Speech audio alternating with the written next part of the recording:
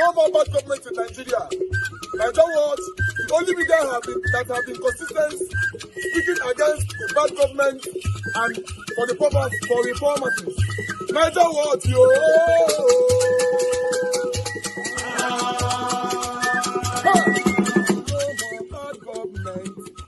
No more bad government. Nigeria what? No more bad government. Nigeria what? No more bad government. The only media that have been speaking. No more bad government. The voice of the voiceless. No more bad government. No more bad government.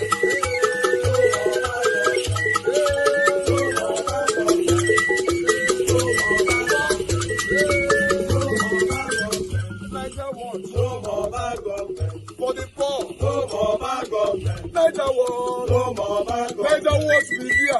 No more bad government. No more bad government. No more bad government. In Nigeria. No more bad government. No more bad government. No more bad government. The only media. No more bad government. The number one media in Nigeria. No more bad government. That have been speaking against government. No more bad government. Nigeria what? No more bad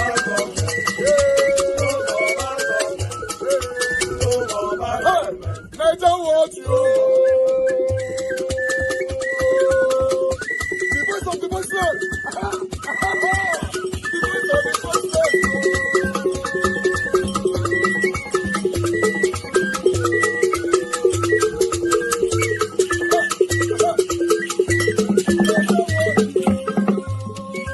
Voice for the voiceless.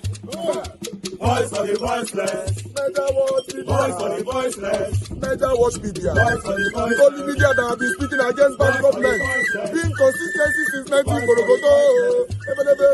Voice for the voiceless. Voice for the voiceless. Umuwame. Voice for the voiceless. Umuwame. Voice for the voiceless.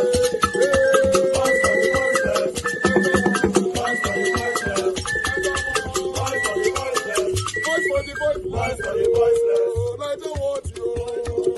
We have been seeing all you guys have been doing. And he recommending to everyone in Nigeria, saying that you guys are the number one. Nigeria watch you.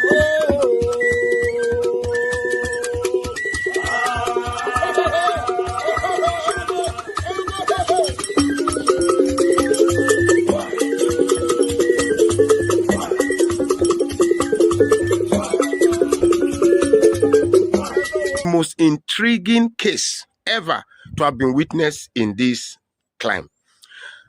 I have taken my time to study it. First, I'm going to try to have a holistic appraisal of this case. You see, when I saw Nnamdi Kanu shouting, you don't know the law, God punish you, and all those outbursts and outrage, and I'm like, this is Nnamdi Kanu, who claimed to know the Fulani people. And I'm trying to say like, the same caliphate that went to the trouble of going to Kenya to smuggle you out of Kenya, to bring you out, to bring you to Nigeria, did you think they went through those efforts to come and found you not guilty? For crying out loud, everybody, particularly to my Igbo brothers, you should know that that lawyer that read the verdict is not the one reading it.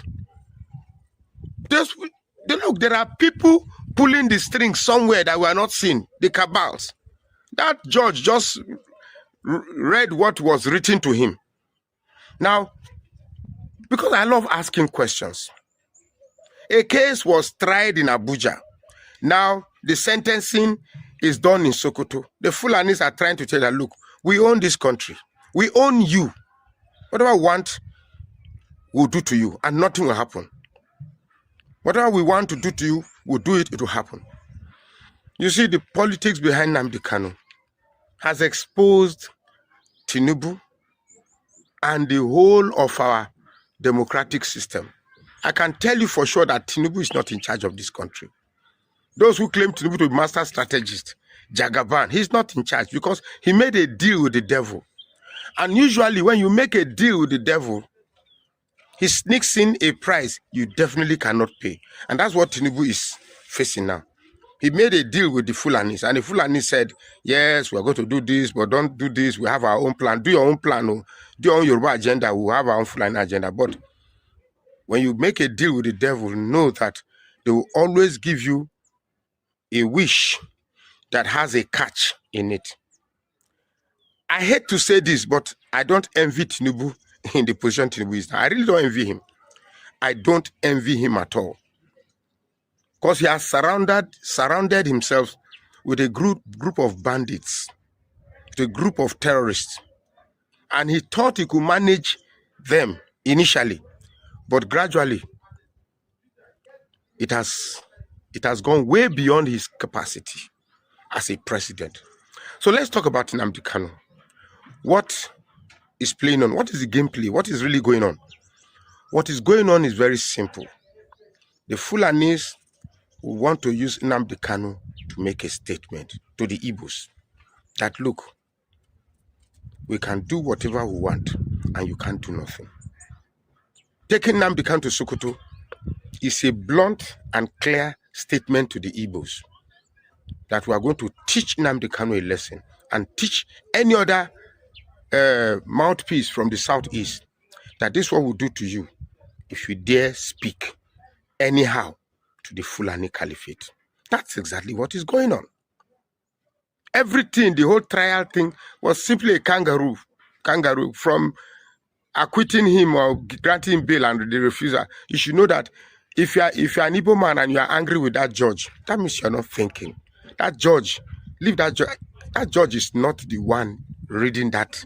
He's just a puppet whose strings is being pulled by people somewhere and was asked, read this thing. You don't read and finish, okay, bring Nnamdi Kanu to Sokoto. Say they shout, come and shout in Sokoto. That's what this is all about. So for me, I don't like talking and talking. I always try to see where is the solution in all of this. The solution is very simple. The Igbos in particular, you should try to have people on your side. Talk less. People like me who fight for you, encourage us to fight more.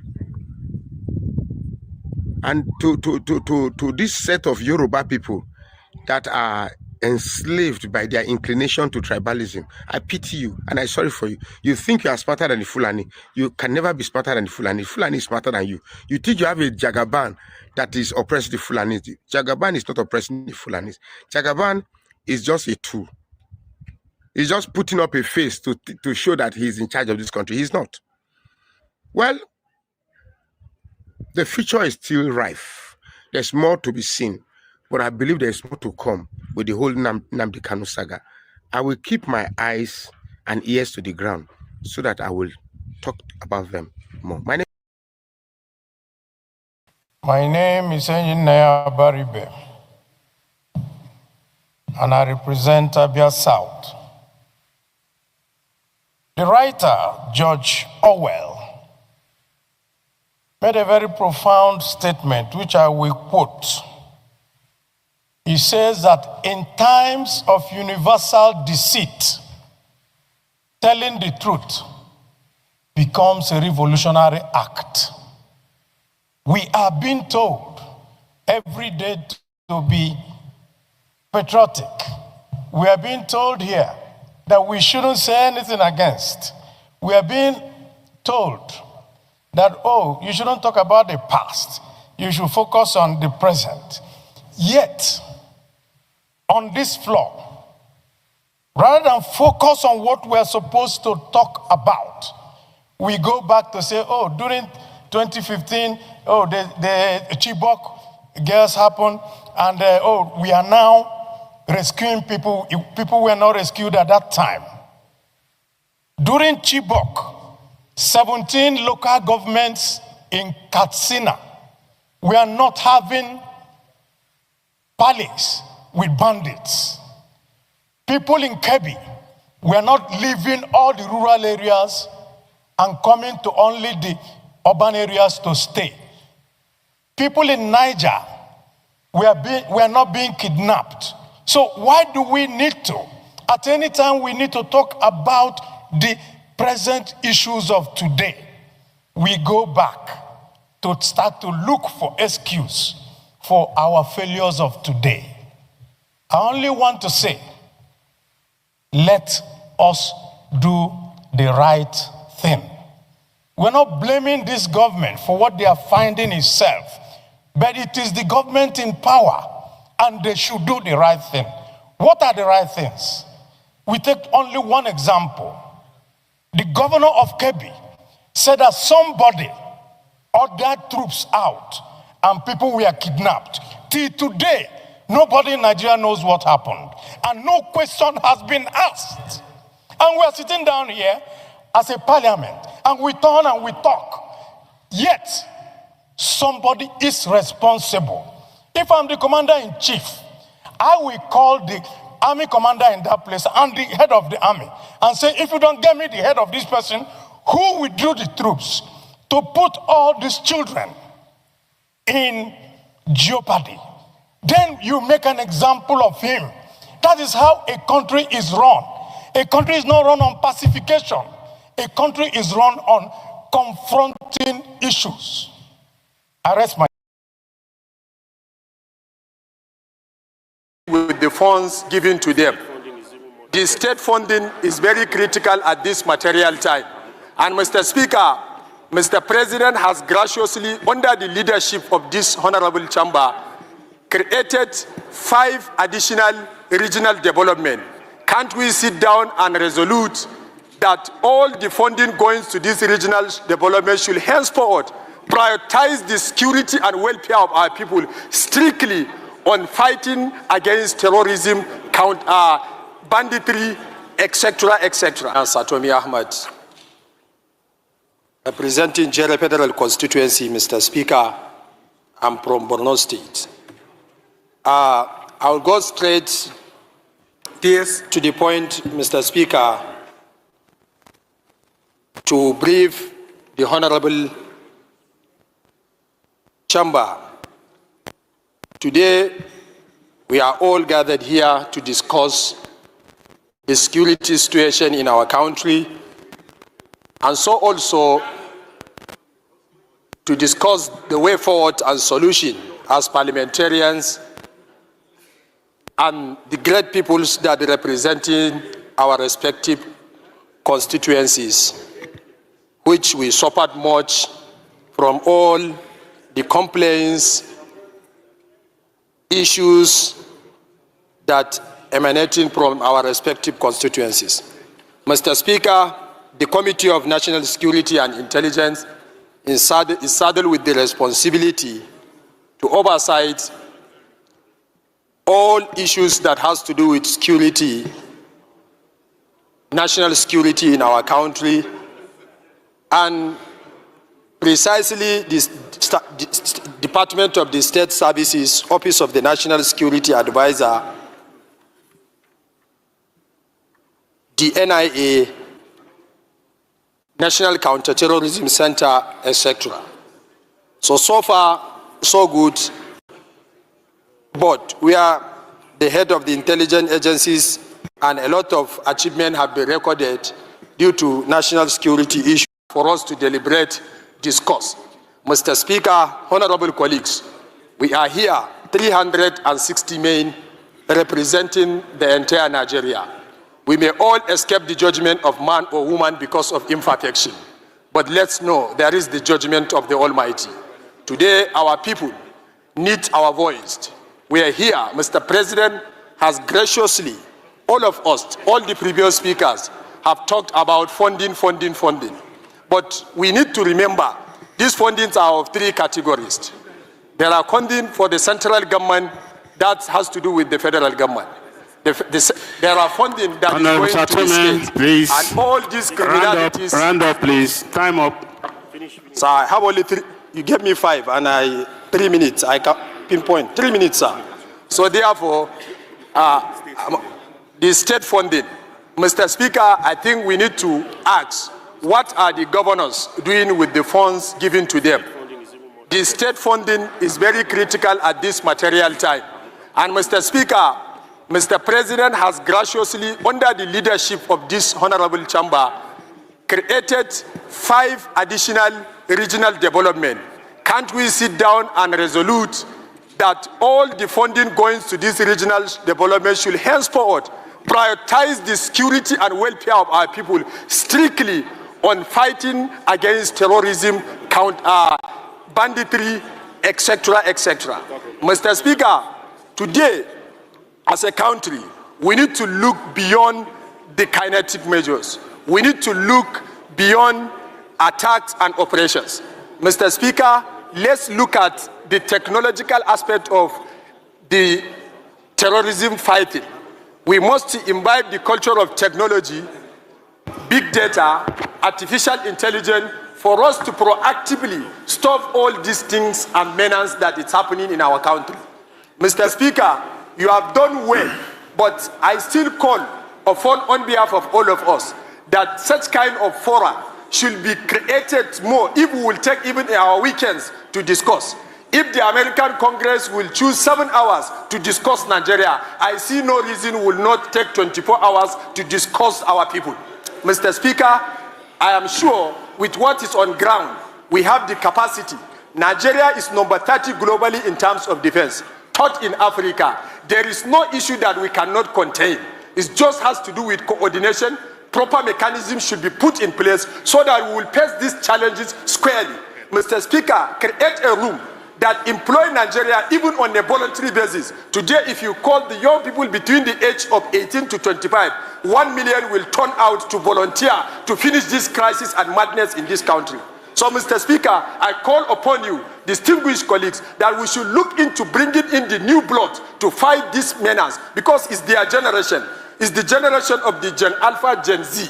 Therefore, we must do by what it takes for us to end this madness in our country. Thank you, Mr. Speaker, for the opportunity, and I thank my respected colleagues for listening. Thank you, Mr. In blood and tears, you cannot go. The farmers cannot go to farm. Our market, our traders cannot go to market. Worshippers cannot go to mosque, cannot go to churches. Then what are you legislating here?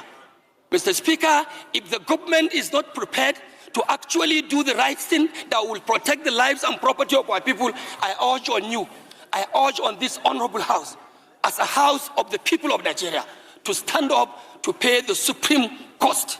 And that is no more than to shut this house down and to call emergency on any legislative issue and wait until the right thing is taken by the government of the day. The responsibility of security, Mr. Speaker, of course, by the constitutional provisions, it is a sole responsibility, more of a sole responsibility to the center. I agree with whoever may say, of course, governors in the sub-nationals are also accountable and they must be held responsible for the security of lives and properties of their people. Mr. Speaker, I want to say that in virtually all of our constituencies, given the opportunity, everyone here can rise to tell you the account of what is happening. Mr. Speaker, it is not religious. Mr. Speaker, it is not even political. This fight and this menace of insecurity in Nigeria is something that does not have any identification of one's party or one's religion or one's tribe whatsoever. It is a calculated attempt to demoralize Nigerian state. And if care is not taken, Mr. Speaker, even for those of us who take politics more seriously, we'll have a very big question to answer at the end, because it is like this unnecessary insecurity going on. This is a high level of conspiracy targeting our political processes. As we are approaching 2027, Mr. Speaker, we will all be expected to have a peaceful conduct of our polls. How do you have that if our communities, local communities, are plunged into crisis, into banditry, into kidnappings in the churches, in the mosque, even down in the oil-producing area, which is our economic live wire? Production of oil, crude oil, is being unfortunately undermined by militia groups. So it is like a collective thing that we must put our hands on deck and call whoever is responsible, sir, to order. Order, order, and order. And this house must not take for granted that we are not part of the government. If the government is wanting, this institution of the legislature is a component of the government itself. We have to look inward to ourselves and see what more of oversight functions, like some members have said, are we going to make? Are we going to provide? Mr. Speaker, we can even declare legislative emergency. Close the house, shut it up. Who are you legislating for? What laws are you making when the country is running in blood? The country is running in blood and tears. You cannot go, the farmers cannot go to farm. our our traders cannot go to market, worshippers cannot go to mosque, cannot go to churches, then what are you legislating here? Mr. Speaker, if the government is not prepared to actually do the right thing that will protect the lives and property of our people, I urge on you, I urge on this honorable house, as a house of the people of Nigeria, to stand up to pay the supreme cost. And that is no more than to shut this house down and to call emergency on any legislative issue and wait until the right thing is taken by the government of the day. Mr. Speaker, I also want to believe we are equally responsible. We should also go down to our constituencies and lead civil organizations, like the civil vigilante. Let's go and reorganize our vigilante groups. We take commands and take charges of such civil organizations to see how we can salvage and protect our country, Nigeria. What is happening today, Mr. Speaker, is not just to call for mere security or an average performance of security agencies. What we expect of Nigerian government, no more, no less, my Speaker, is to have absolute security. It's for us to have absolute safety. Mr. Speaker, Nigeria must have absolute protection of the lives and property of our own people. This is my take, Mr. Speaker. And I also want to use the opportunity to tell you that my immediate constituency, which is enclave at the southern part of my state, Kanu, is also undergoing serious danger, because in the constituency, we have what we call the huge Polgore Game Reserve, lying in between Kaduna State, Plateau State, Bauchi State, through Ningi and Bura, Mr. Speaker, and also contacting some part of Jigawa State to the axis of Turkey. This place used to be a tourist attraction. Many people come in, including tourists from abroad. But because of the dilapidating security situation in my state, Mr. Speaker, today, abduction and kidnappings, not only in the forest, in our homes, has become a daily affair, a daily occurrence. Just like what the pharmacist may prescribe to you in the hospital to ask you to take Panadol once in the day, in the morning, one in the afternoon, and another one in the evening. That is how kidnappings is so prevalent in my federal constituency. This place that used to be an attraction for tourists, it has now become like an extension of the Sambisa forest in Borno State. So we have to definitely do something. Mr. Speaker, I may not have enough time to continue my submissions, but I want to thank you so much for giving our members this opportunity to speak. And I also want to urge members to continue in the spirit we have started. I have not seen anybody here speaking as a southern member of the House of Reps. I have not seen anyone here speaking as a northern member of the House of Reps. I am the leader of the Northern Caucus, Northern Regional Caucus. I am also not speaking as a member representing the northern part of this country.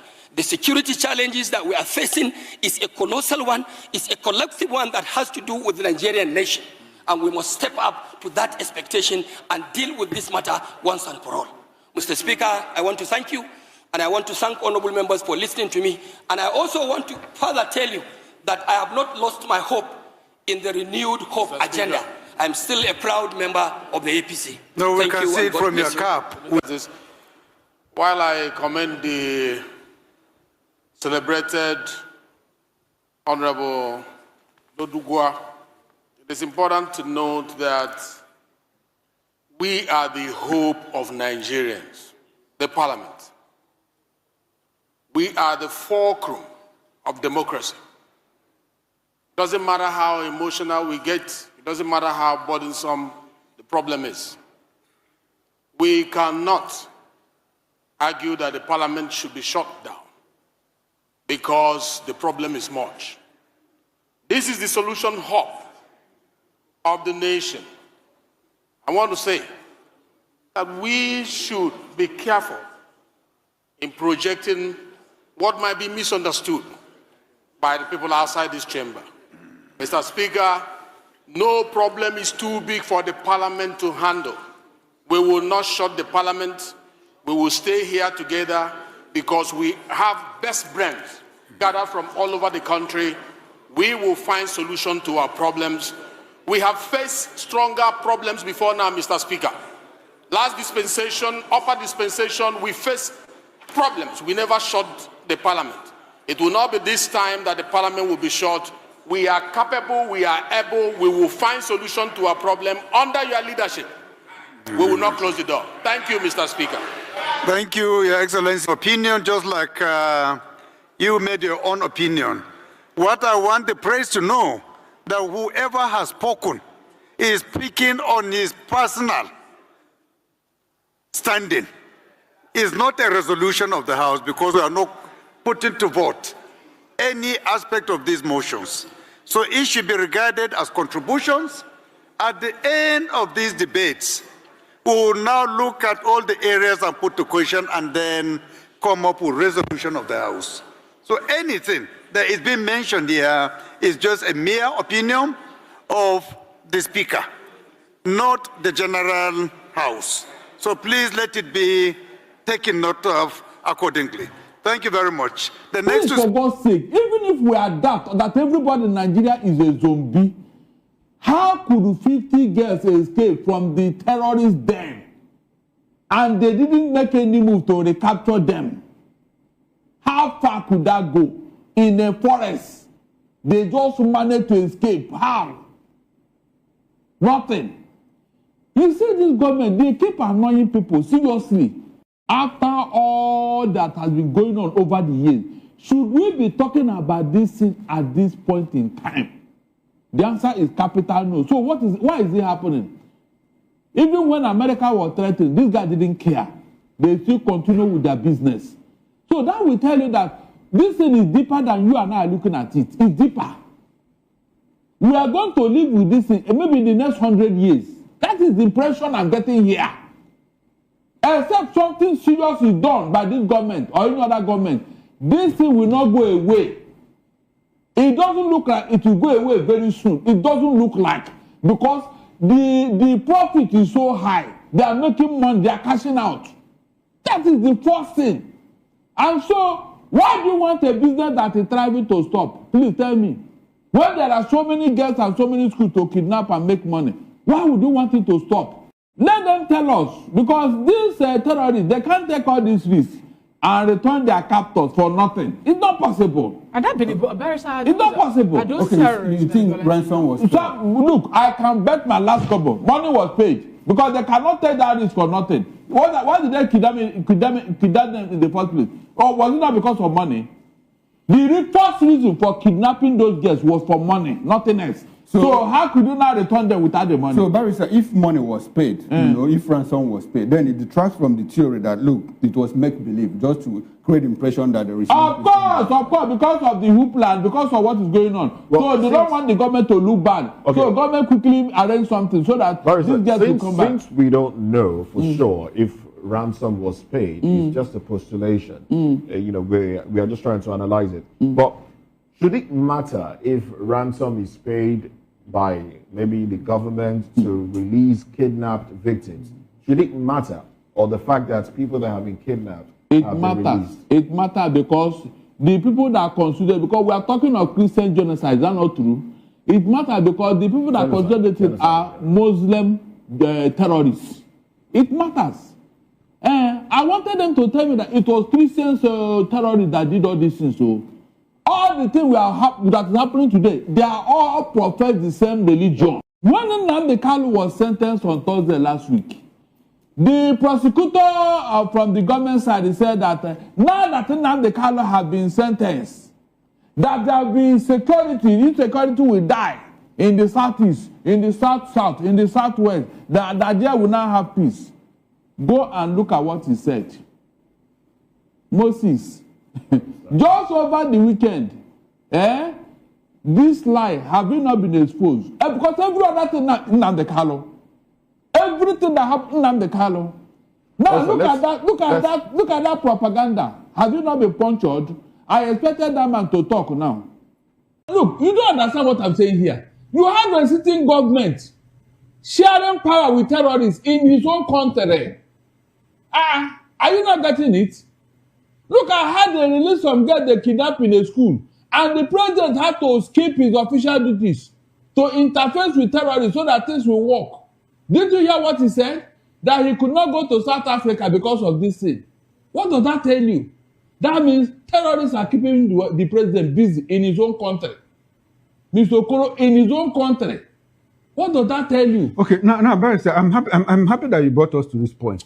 In 2013, 2011, 2012, or 2013, when bombs went off at the United Nations office in Abuja, Goodluck Jonathan was built to travel to Brazil. He did. And Nigerians kicked against it. And as president, United Nations office was just bombed in Abuja. And you jumped on a plane and left. You know what the spokesperson, Jonathan Abati said? Exactly. Abati said, if the president has stopped, the terrorists will have gloated. So he had to go to prove a point. Not to give them that power. That they are in control, that they are in charge. Exactly. Now, these people now that stopped the president from going to South Africa, Angola, and G20, will they gloat? The president of Nigeria did not travel because of what? Donald Trump. He want to plead Donald Trump, to tell Donald Trump that he's doing something. And the people that were kidnapped as a Ruku were brought back. Something like that. I don't know what happened, though. But you and I know that something happened. No, you know. You know. No, you should know. I know that they have been brought back. So whatever happened, you know. Ask your people. They should know. They should know what happened. They couldn't have. Terrorists don't give up easily like that. They don't. No. Terrorists. When they manage to kidnap somebody, if you want that person, you pay money. Okay, so you believe that there was some kind of under the table? Yeah, something happened. Something happened. Don't let nobody mislead himself. Something happened. But the question is, why should it happen? Mr. Okoro, this thing has been for 15 good years now, 15. And that was why the U.S. Congress voted out of anger. They have seen what is going on here.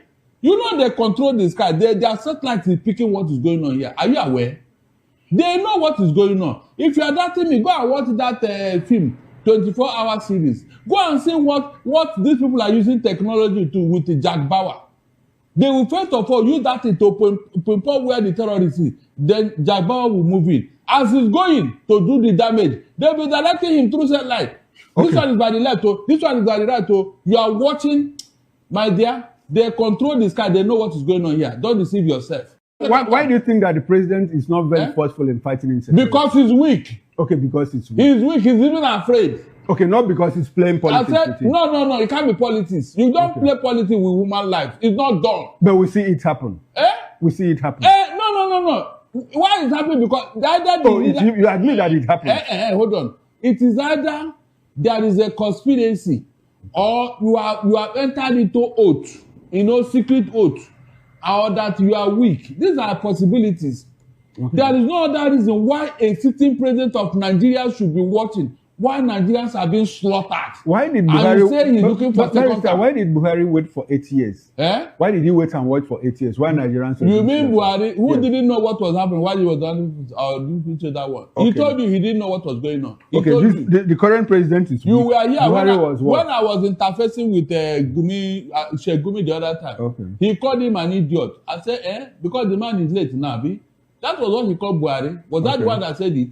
So whenever you want to make reference to leadership, please don't mention Buhari. He was a disaster in office.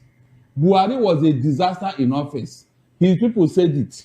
So why do you want to make reference to him? What did he achieve until he left office? No, I just asked a question. If this one is weak, what was Buhari? That was my question. I said Buhari was a disaster. Buhari was a disaster. In fact, let's on this station, Sheikh Gumi was here. You were here too. And you know what he said? He said, if Trump as much as attacks one Muslim, that they will unleash terror against better, because that threat is too much. Mr. Okoro, this time around, look, with American support, they will see hell. I'm not joking, no. No, but Barrister, they are not going to, they won't have footprints here. Leave that thing. They will see hell. They are not going to deploy remember that some people have been agitating.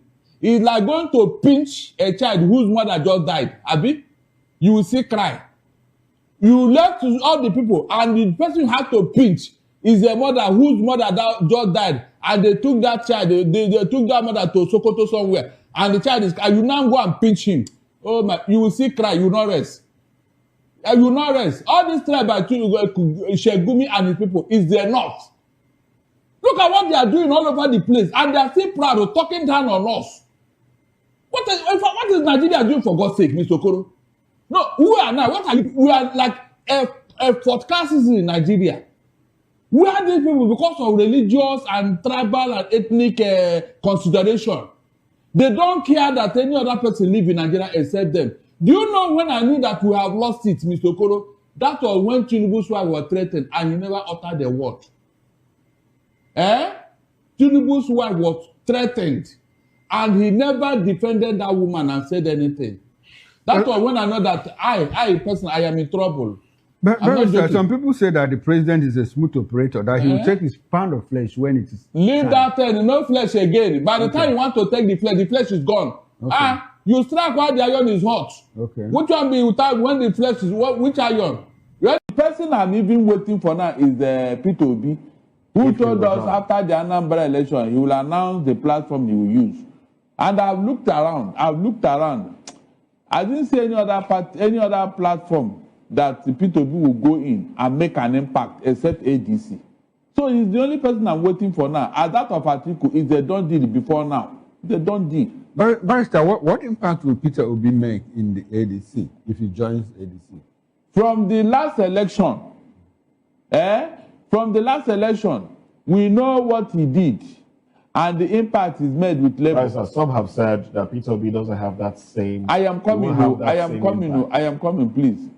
You can't kill the battle. The people that voted for him last time, all of them, are they dead? Do they feel the same way? The same Peter Obi that they knew that time.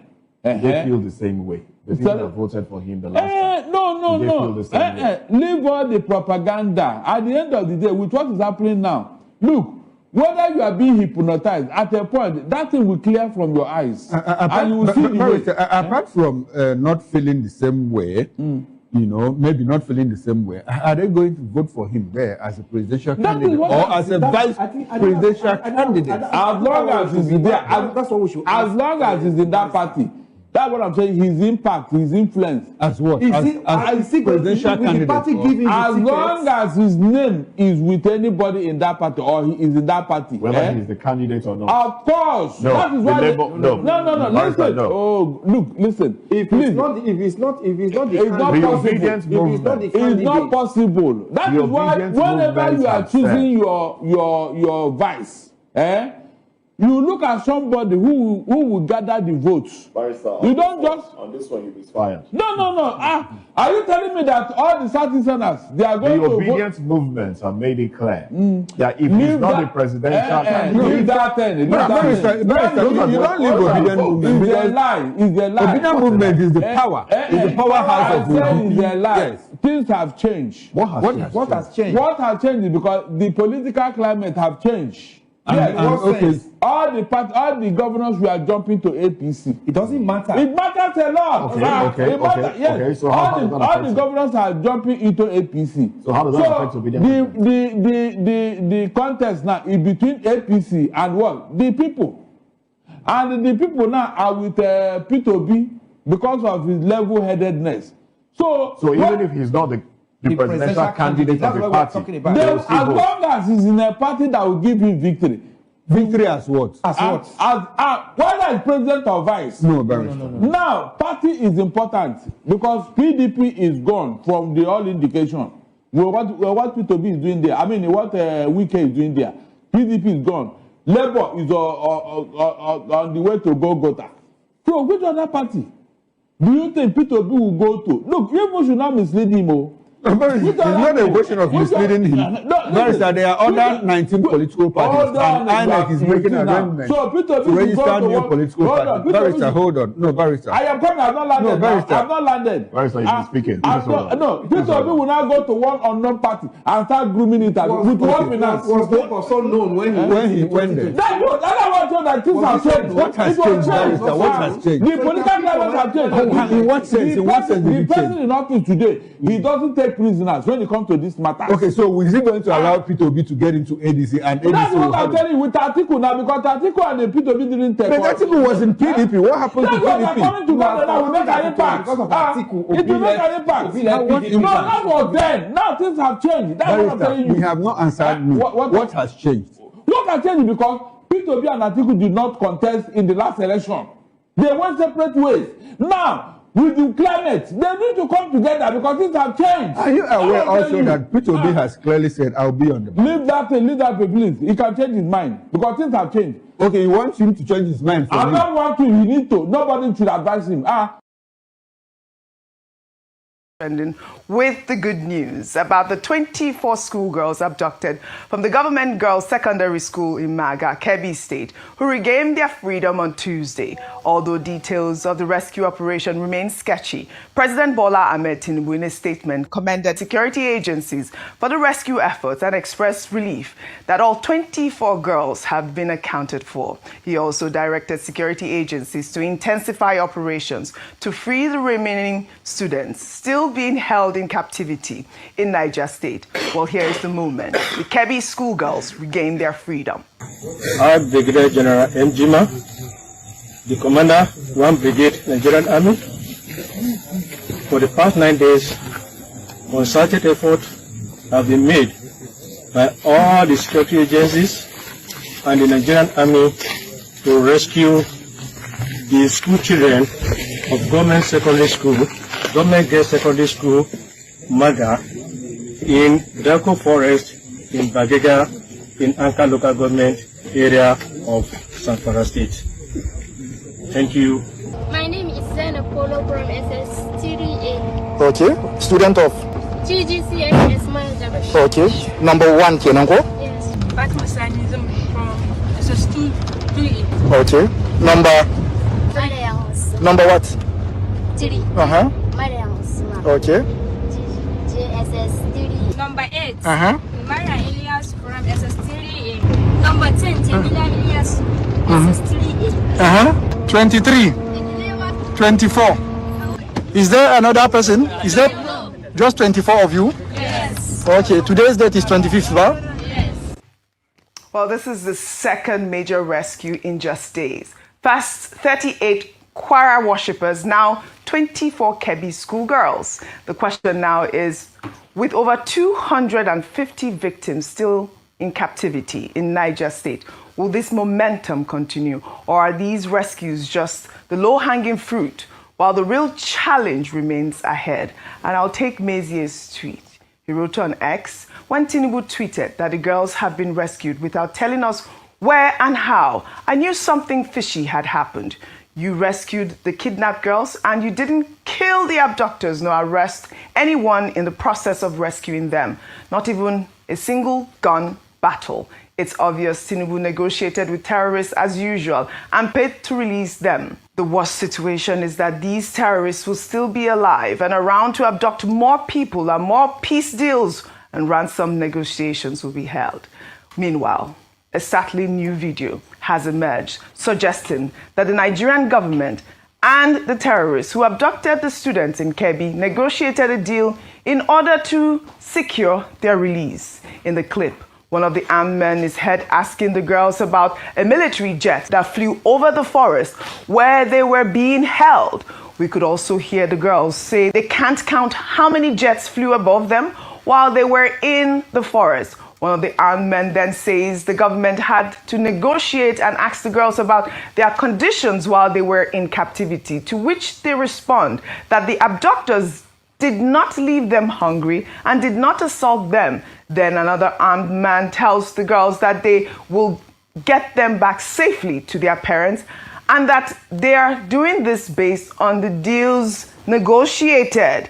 Now, you know, this footage surfaced shortly after the Kebbi State Governor, Nasir Idris, and the Minister of State for Defense, Bello Metawale, revealed that no ransom was paid, with the governor saying that the Kebbi State government did not pay a kobo, neither did the federal government. Ayo, you know, of course, we've seen this reaction, and I wanted to play up that video because it's been circulating on social media. I reached out to our correspondent in Kaduna State, who confirmed that that actual video, those people were the terrorists who kidnapped the girls, and actually did say that there was negotiation. There was a peace deal that occurred. your thoughts? All right, so if the government is maintaining the fact that they didn't pay ransom, according to the Kebbi State governor, then what happened? Nigerians deserve to know, and we've been saying this for a long time.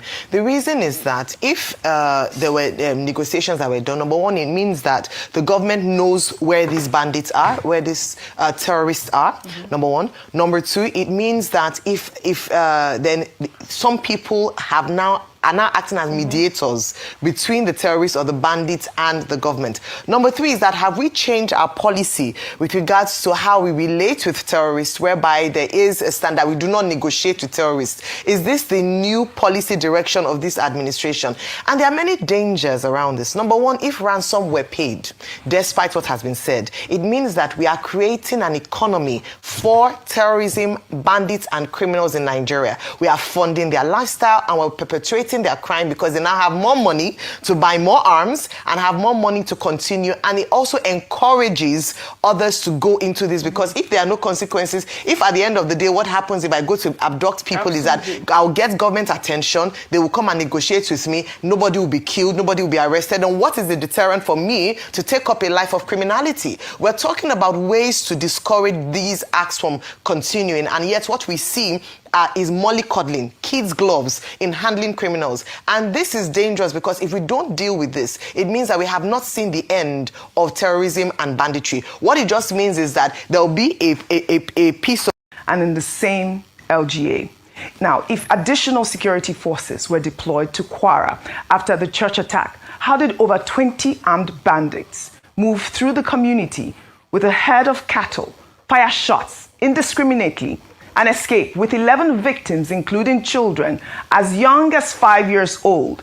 Now, the question is, are security forces just rescuing hostages while doing nothing to prevent new attacks?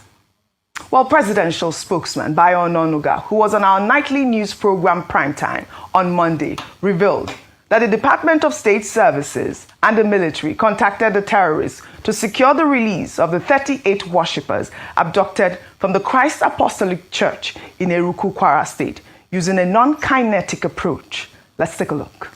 The DSS and the military were involved in the rescue efforts. They have a way of contacting them. You mean they paid the money? Not paying them. The security people, they know all the bandits that operate in that axis. They know them. So, what about their location? Is that known as well? They know. I don't want to talk about the way they do their work, but I said they know all the gangsters operating along that route. So why can't they destroy them before they go and attack these places? I don't understand why they have to come and wait. Collateral damage. Look, our people are living around where they operate. So you can't just go there. Look, something happened some years ago in, I think, Borno State. Ran. Even in somewhere, I think Sokoto or so, when the military thought they had the right satellite connection or something, and they went to bomb somewhere, only to find out they bombed the wrong people. Yeah. And they need to be very careful that in the course of chasing these bandits, they don't go and bomb innocent Nigeria. Yeah, but you just said they know where they are. I said no. They know where they operate. Well, there it is. The government admits it's negotiated with terrorists. I mean, putting a phone call through, while Ononuga insists no ransom was mentioned and claims the terrorists cooperated. The bigger question is, if security forces can track, contact, and negotiate with these criminals, why can't they arrest them before? Why can't they kill them before they strike? Well, the simple editorial point is the point that has always been made by the Nigerian government itself, namely that terrorists, bandits, insurgents are criminals. And we have laws in this country. The responsibility of government includes enforcing the law. When you don't enforce the law, you create a ridiculous situation whereby you promote the ecosystem, the quasi-economy that is being promoted by bandits and terrorists. In the case of the Kebbi girls, the girls from the government comprehensive secondary school in Maga, you saw the bandits saying, oh, they cut a deal with the federal government. what is a deal? In the case of on the top of others, all of us, as the president said, located where the Kebbi girls are being held, yet nothing is being done. So what exactly is going on? How can a country openly admit it knows where criminals are, but still fail to act? Is it weakness, compromise, corruption, or something deeper that they are not telling us? Well, President Tinubu's special advisor on media, Sunday Dare, wrote on X that President Tinubu has ordered a total security cordon over the forest in Kwara State following the recent kidnappings and terrorist activities.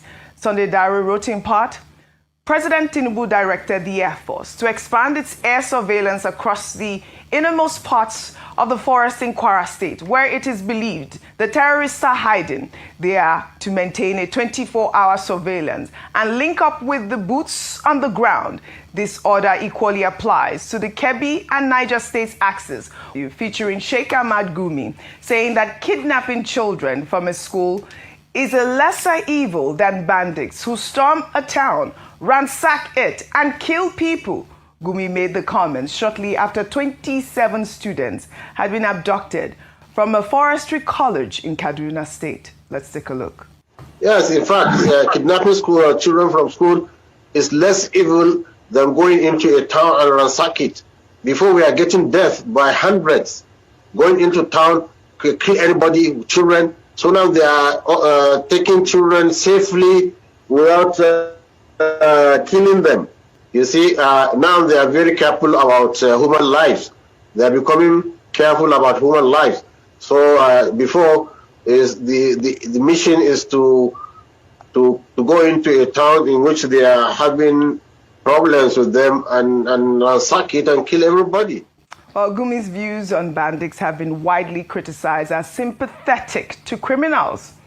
He was reportedly involved in negotiating the release of the 27 students in Kaduna State in 2021. Vimba, I'd love your comment on Sheikh Ahmad Gumi. I mean, that 2021 video resurfaced online after the 24 Kebbi schoolgirls were released. And, we heard him in that video saying that, kidnapping is a lesser crime than, the terrorist attacks that occur, while people are being killed. He's also saying that, this non-kinetic approach is better than the kinetic approach. Okay, guys, I appreciate every one of you right there. I think we should start talking now. I wanted to allow that presentation to go far so we can get the details properly. I appreciate every one of you. Today is Wednesday, 26th November 2025. Good morning, good afternoon, good evening to every one of you right there. Thanks for your time with us today. And God bless you. Now, mother for mom diaspora, thank you very much, my lovely mother. Good evening to you, mommy. Thanks for all that you do. And brother Abu Azi, thanks for all that you do. Good evening to you. Thank you, everyone right there. A lot of you have commented. This says more. Michael Kimbari. Sorry, guys. Princess, and many more right there, Mother Peggy Body. Thank you very much, my people. I really do appreciate you all. Then I have Mother Eugenia. Thank you very much, ma, and thanks for the super chat already. I'm very grateful. God bless you, George Blueshell. I appreciate you. Good evening to you as well, and thanks for the super chat. Guys, press on the like button, help us to share, take our voices far. If you can, also press on the $ right there and encourage what we do here. But meanwhile, I have someone on the phone already. Although I have not finished my presentation, just hold on, because I have this article that I quickly need to take. Then I can take calls. For those of you that want to join the panel, it's better you come in on time now. The link was posted out earlier on, and I'm not reposting anymore. Sorry for that anyway.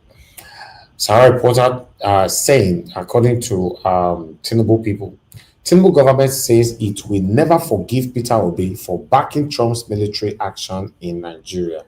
So, when I know, say, we reported it here a couple of hours ago that Peter Obi backed Trump, to come and rescue us. But Tinubu's government now, the Bola Tinubu's-led presidency has strongly condemned former Labour Party presidential candidate Peter Obi for endorsing a foreign invasion of Nigeria. This was sequel to Obi's remarks about American President Donald Trump's threat to deploy U.S. military forces to fight terrorists in Nigeria. So, Ananuga said, we will never forget and forgive Peter Obi for supporting a foreign invasion of Nigeria. You know, so that is it right there. But I'll just take that out. For those of you that want to contribute to this later on, you can do that as we have presented it so far. Why Gumi, an advocate for terrorists in Nigeria, is saying that he will stand by Nnamdi Kanu if he shows remorse, you know, and is really ready to give up, you know, his violent part of life. So I don't know what you guys will say about that. You know, Gumi is not the one advocating for Nnamdi Kanu to be released on that condition if he shows remorse. Mr. Larry, thanks for calling in, sir. Good evening to you. Please talk to us. Good evening, Mr. Elvis. Yes. Good evening, everybody, and thank you for calling me back. A lot has been said tonight, but I want to hit the nail with a hammer, and I want to strike with precision this evening. This government and previous governments, Nigerians listening to me, previous governments and this government, they have not given you water. They have not given you electricity. They have not given you good roads. They have not given you security. They have not given you health care. They have not given you anything that you should have that constitutes a basic need for human beings. Do you have any confidence that this government will give you security? As Okpebolo said in his speech, we will, and he said it by mistake, whether or not, that we will give you insecurity. They have given you insecurity. Please, I beg of you, whilst there is still a window for you to apply for a license, get the required tools to fortify yourselves. It will cost you 160,000 Naira to apply for a license, and it's up to you the tool that you want to use to fortify yourself. Get it whilst there is still a window. Get it whilst the price is still stable, because what will eventually happen, Mr. Elvis, is there's going to be a mad rush when people take their heads out of the sand. There will be a mad rush for people to fortify themselves. The prices will spike because the demand will go up. So I encourage everybody, irrespective of anything that these people are saying, they cannot secure you. Okay. Better safe than sorry. I'll yield the time back to you, Mr. Elvis. Thank you. That's a wonderful information from you there, sir. I'll tell you that the exact price they need to spend to get a license. So I think, Nigeria should embrace that. You know, if you have a link as well where that can illustrate them on the right direction, also let us know. Thank you, sir. Thank you, Mr. Elvis. Thank you. Good night. Okay, Unayeram, this is part of the things we were talking about yesterday when Prince Collins and Mr. Alabo were saying, oh, they don't support people having weapons to protect themselves, or rather passing a bill on people having their weapons to protect themselves. You know, this is what we talked about yesterday evening. You know, people are dying every day. We're advocating for something else, which I don't understand. But nevertheless, you know, yes, for you that were calling in, this is the best time for you to call in. Thank you very much, my people. I appreciate every one of you right there. I have one more video, rather two more videos, but short videos to play. But this particular one shocked me today. Listen to this. Sir, do you mind I ask a few questions? Can I record you? I just want to know what is going on today. Well, this is protesting for Nigeria. Oh, for Nigeria? Yeah. For a stronger Nigeria. Say Nigerian Christian, not target of genocide or ethnic cleansing. So what part of Nigeria are you from? Anan. You're not a Nigerian. So how then you're not a Nigerian and you're protesting for Nigeria? Anybody's black, protest or whatever. Well, you know, when you got to protest with the information and the stuff that is happening. No. So how do you know that Nigerian Christians are not the target? How did you know that? I don't know. So why didn't you have the placard? Oh, look, I'm going to tell you something. Hey, I protest for anybody. I help a lot of people. So you were paid to do this? Yeah. Or you were paid to do this? Yeah, I just joined in with everybody. Because you did not know. Black, white. No, I understand. It is good to support brothers, to support the culture, but also it is also good to protest and pass the right information, right? It's a lot of information going out here, you know what I'm saying? A lot of people twist a lot of things up. Yeah. I don't know for sure what. But you got to do a little bit digging. However, you know what I'm saying? I'm just here to help everybody out. I understand that. It's not your fault. It's not your fault. You're doing what they ask you to do. Yeah. At least you're paid to do this, and you're doing what you get paid for. No, it's not about pay. You know what I'm saying? It's just about helping people out. I understand, but they gave you the wrong information, though. I'm just trying to help to bring you out. We all are from Africa. So when they give an information that is not correct, I don't know what was correct. All I was told that they needed me for their system. For this. Who was that bring you people here? I got a bunch of little kids over there in the Bronx. In the Bronx? They asked me, yo, Tone, will you go over there and help us out? Right. So I decided to go over there and help them out. No problem. Thank you very much. I just wanted to know what is going on. Thank you. All right. Sir, good day. Is it okay if I talk to you on the camera? I'm really not supposed to do that. The guy is, he's in charge. Okay, he don't want you guys to talk on the camera. All right, no problem. Where you? Huh? We're Biafrans. Huh? We are Biafrans. Okay. Yeah. So they don't want you talking to us? That's what he told me. But where are you from, though? I just want to know. I'm from here. So you're not from Nigeria? No. How come you have Nigeria in your hip? I can't go. I should have said that. All right, I understand. No problem. No, I would not. Hello, brothers. Is it okay if I talk to you guys on camera? Yes, sir. Okay, please. I just want to find out what is going on here today. You're protesting?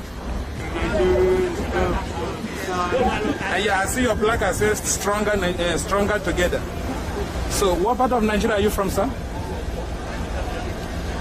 Huh? Do you mind me asking that? All right, no problem. Nigeria. Yeah, but where are you from, sir?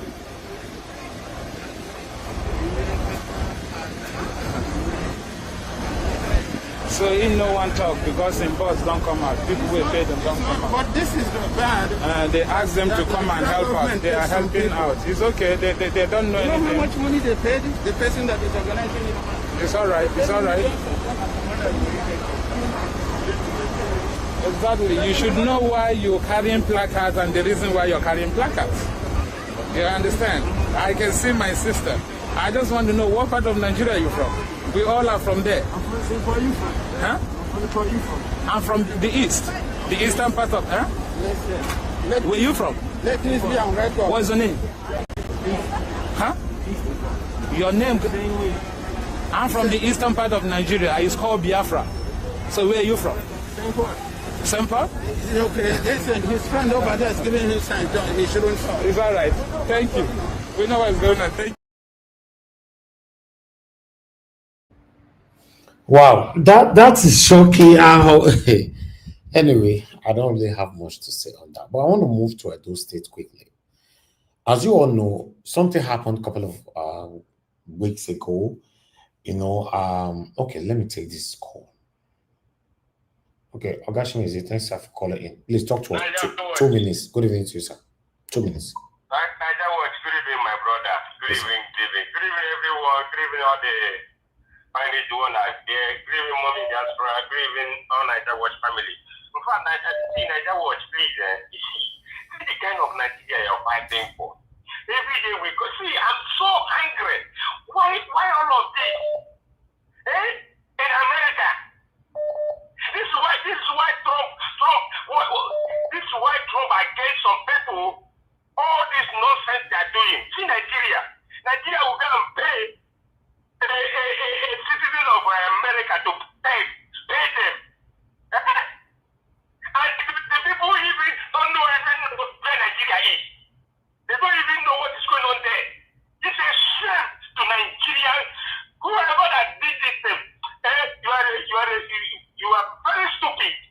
You don't use those words here. You don't use those words here, please. You don't use those words here. Sorry, I take it back. I take it back. But when you see all of this, it's not good. What are we doing? Why someone will pay some people in America to protest? There's nothing like killing. There's nothing like what everybody see, what everybody's talking. That all of them is lies. So how Nigeria will get better? I ask this question. How Nigeria will get better tomorrow?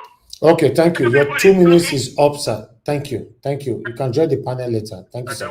Yes, sir. Thank you, Mr. Joseph Oji. Talk to us, sir. Good evening, sir. You have 2 minutes. Thank you, sir. Thank you for all you do. I'm not surprised, Mr. Elvis. I'm not surprised at all. You see, all the bunch of the people you see, particularly from the Yoruba. Sir Joseph Oji, we can't hear you anymore. What's happening? Your minutes is running fast. We can't hear you anymore again. You lost again, sir. Okay, I can hear you now. It's not about me. We can't hear you. Now we can hear you. Go ahead, sir. Yeah, what's happening is that, bunch of all these people who studied journalism in this government, I think majority. Oh no. Can you hear me? Your network is failing. Oh, sorry. Don't worry. Maybe I'll try again some other time. Go ahead. We can hear you now. Yeah, so the point is that they major in propaganda. Most of all these journalists, all these Yoruba journalists, I'm telling you, when they were studying their journalism, I think they all major in propaganda. It's been like this, even during the time of Action Group. I'm telling you, all of them are only good at propaganda, push back. All you need to do is to concentrate on governance. Govern the country rather than creating unnecessary pushback. That's what they are doing. The likes of Boala, all of them have all shifted to the US. They've all come back now. That's all they went and create. They create men who are, and most of these guys are all people on food stamps. They have nothing to do. A few dollars would pay for that day for them to roam about and carry placards. But why all the pushback? Just do your job. Now they won't tell Nigeria. They're all back now. Even they've signed an agreement with the American government, the Congress people. They've already penned their signature on this agreement. And what they agreed on, they cannot meet. They've given them till next year, February.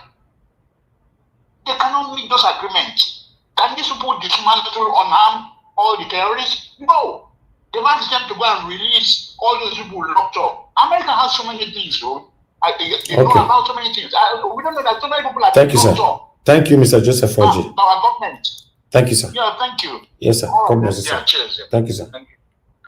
Okay. Thank you very much, my people. I appreciate you all. It's been a very long day for me. Trust me. You can see that we've not been on air since morning. We couldn't put out any video at all. Yes, I just want us to move on and work with the minutes that we have. For those of you that want to join the panel once again, is this the best time for you to join us? But meanwhile, as you all know what happened in those states, the government critique when Mr. Abbott Obaze was attacked in Manchester, because he was disrespecting the monarch, the Oba of Benin. Somebody actually went to him and slapped him. So that thing went viral at that particular time. So the same person who attacked him have been celebrated all over social media, and now is in Benin as well, because the reason why they are celebrating him, because he was brave enough to stop Abbott Obaze from disrespecting our monarch. I would like you guys to watch this particular video here, then we take it from here. Have called on all Edo sons and daughters to add their collective voice in defending the Benin monarch and culture.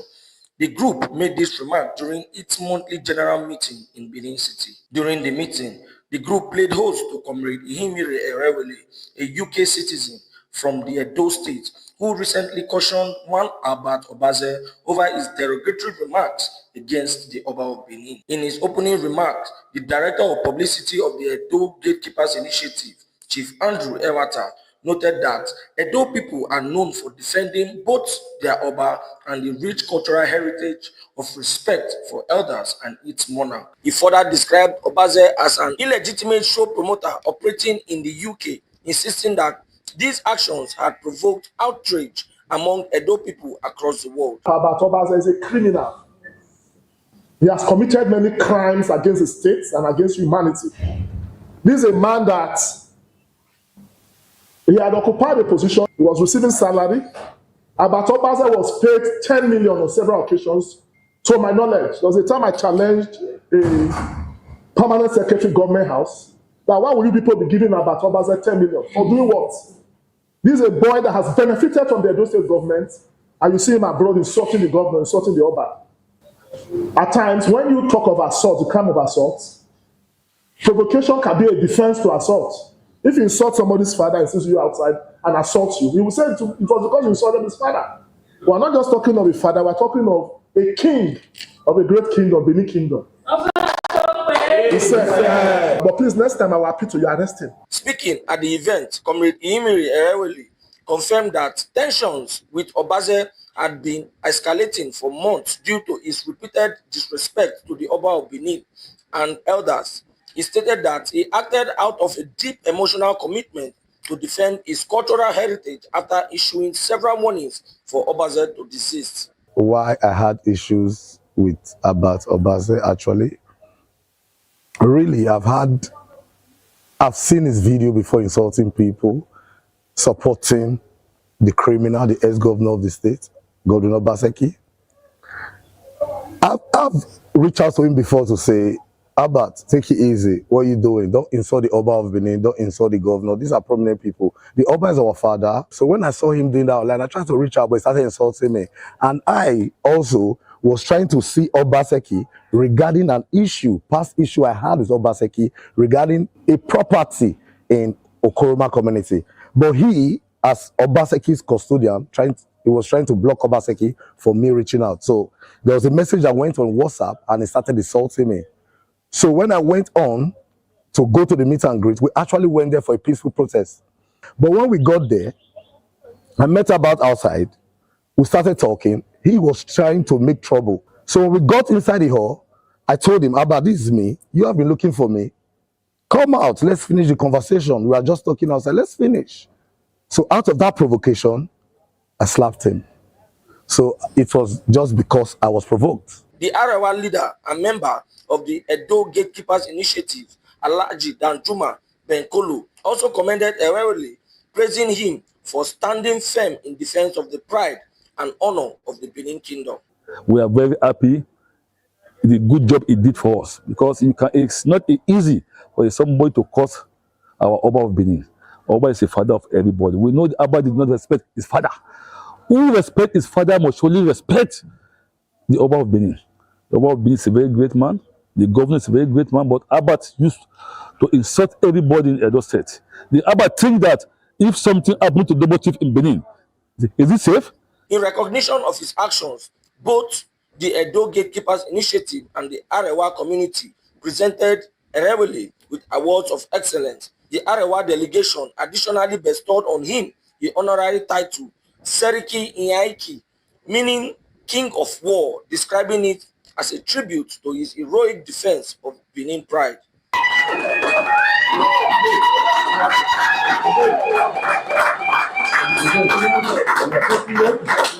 So I'll just say thank you. Thank you so much. And I'll keep doing my good work. Thank you for having me. I'll keep doing this for again. And I will try to not fail you, sir, for the secretary of the I will make it up to you, sir. Thank you so much. The ceremony concluded with collective calls for peace, unity, and mutual respect among Edo people worldwide. Members emphasized that the matter involving Albert Obaze should be allowed to run its lawful course. From Benin City, this is Osamu Jamel Kennedy reporting for AFMI Reporters TV. All right, Unayeram, yes, a lot of Edo people are very happy that that attack happened to Abat Obaze for disrespecting our monarch. You know, normally, I'm a strong supporter for anybody who have direct meeting with anybody that is disrespecting our monarch. If you can, normally attacking is not what I support, but yes, you know, you can file a lawsuit in the UK, for example, and take the person to court. Somebody did it before in Germany by taking one of these persons, you know, to court for disrespecting the monarch. Yeah, but I don't know what others will say about this. Thank you very much, everyone. I appreciate you all. Please help us to press on the like, help us to share. Madam Peggy Monday, thank you very much, ma, for the super chat. I'm very, very, very grateful for all that you do. Okay. Yeah, you left a comment there just now, Madam Peggy Monday. You said, I'm not from Benin, but these days, the disrespect of the Oba is just too much. This is not nice. Yes, you know, it's shocking, very, very shocking. Seeing that some people believe that okay, they live abroad now, they can disrespect anybody they like. After all, they're not coming back home anymore. It's really shocking. But nevertheless, I appreciate every one of you right there. And God, I will bless you now. But I'd like us to move on right now. I only have one person on the panel, which is Madam Patricia. Madam Patricia, thank you very much, ma, for holding on. And thanks for joining us. Good evening to you, ma. Please talk to us. Good evening, Mr. Elvis. Thank you Yes, ma'am. again for the opportunity. And the joy of the Lord is your strength. Too. The joy to see Nigeria work is your strength. Will continue to be your strength. Yes. Mommy Diaspora, good evening. And good morning, good afternoon to all our um, participants, wherever you're watching us from. Please hit on the like button, also the dollar one as well. Thank you. And let me do a shout out to all our regular people. Dr. CM, Mr. Jonathan, Black Panther, Mr. Labo, Madarita, well, Nade, Oya, Mr. Odua, Prince Collins, Mona come. Even, what they call him? I won't find trouble. To Niger, come, Mona come. Okay. Mona don't leave only me and Mr. Elvis here. The more the merrier. So Mona come, let us rub minds and talk about what is affecting us, me and you, nowadays in Nigeria, and how we can bring a positive and lasting change to it. Thank you again, Mr. Elvis. You showed a lot of, you presented a lot of things to talk about, but as you know me, not beside I like to talk too much. I just pick maybe one or two, talk over it, and then leave it at that. Gumi, I've been, I get every time I hear him speak, he's very provocative, honestly. He's provoking me to even go and do maybe my own solo video or, addressing him direct. But he said a lot of things that does not make sense to any well thinking person. How can he say that negotiation with bandits is the best approach, with terrorists is the best approach for any nation to apply, if he's not the one that is back behind all these shenanigans, all this evil that is going on? How can Shegumi say that taking innocent children, traumatizing their life in that early age is less evil than going to community and buying people, if you are not the devil yourself? How can anybody have that kind of mindset. How can anybody think that way? How can anybody have that type of reasoning and live among normal people? This man is not normal. He's a psychopath. He has a mental issue. It's not normal. And I don't know why they keep giving him a platform to express his poisonous message and provocative message. I don't know why. This man deserves to be called to go and meet his maker. It does not deserve to live among people. And sorry. And he's still having the guts to be giving counsel as to what should be done and what should not be done. And he's talking about Nnamdi Kanu. If Nnamdi Kanu have a remorse, if you repent or whatever, that he can then call for his release. Do you think that Nnamdi Kanu and even the Igbos or even me, I will agree for you to stand as you want to say you want to free Nnamdi Kanu? No. No. So that would mean that we all have lost it. It will mean that we have lost it. If we allow you, if Nnamdi Kanu will come out and say he is remorse and he's dropping everything, I mean, then why did he start? Like I say, I always said it here. Before you go to war, you must calculate the cost. That's why I always talk about Mr. Peter Obi. Okay? I always talk about it. Because why? It is too late for anybody to say you are going to that kind of terrain where you know you're going to be fighting with crocodiles and scorpions and tigers and lions. And you are just a jellyfish. And then you go into those arena,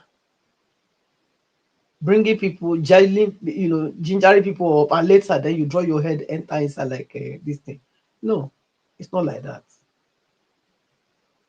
Nigeria is a toxic environment, both as a politician or even as an individual to live in. If you are going there, you better be ready. You better be ready. Yes, Nigeria is not for weak people. It's not for the cowards, people that run back. For you to survive in Nigeria, you have to have two heads. Yes, you have to have two heads. And if you know you don't, whether in politics or in the normal life, then just hide your face. Just cool it down. So that's what it is. So for Gumi to come out now and be talking that he will a call for Nnamdi release if Nnamdi cannot drop everything. Just imagine. Just imagine where we have come to. How low we have come.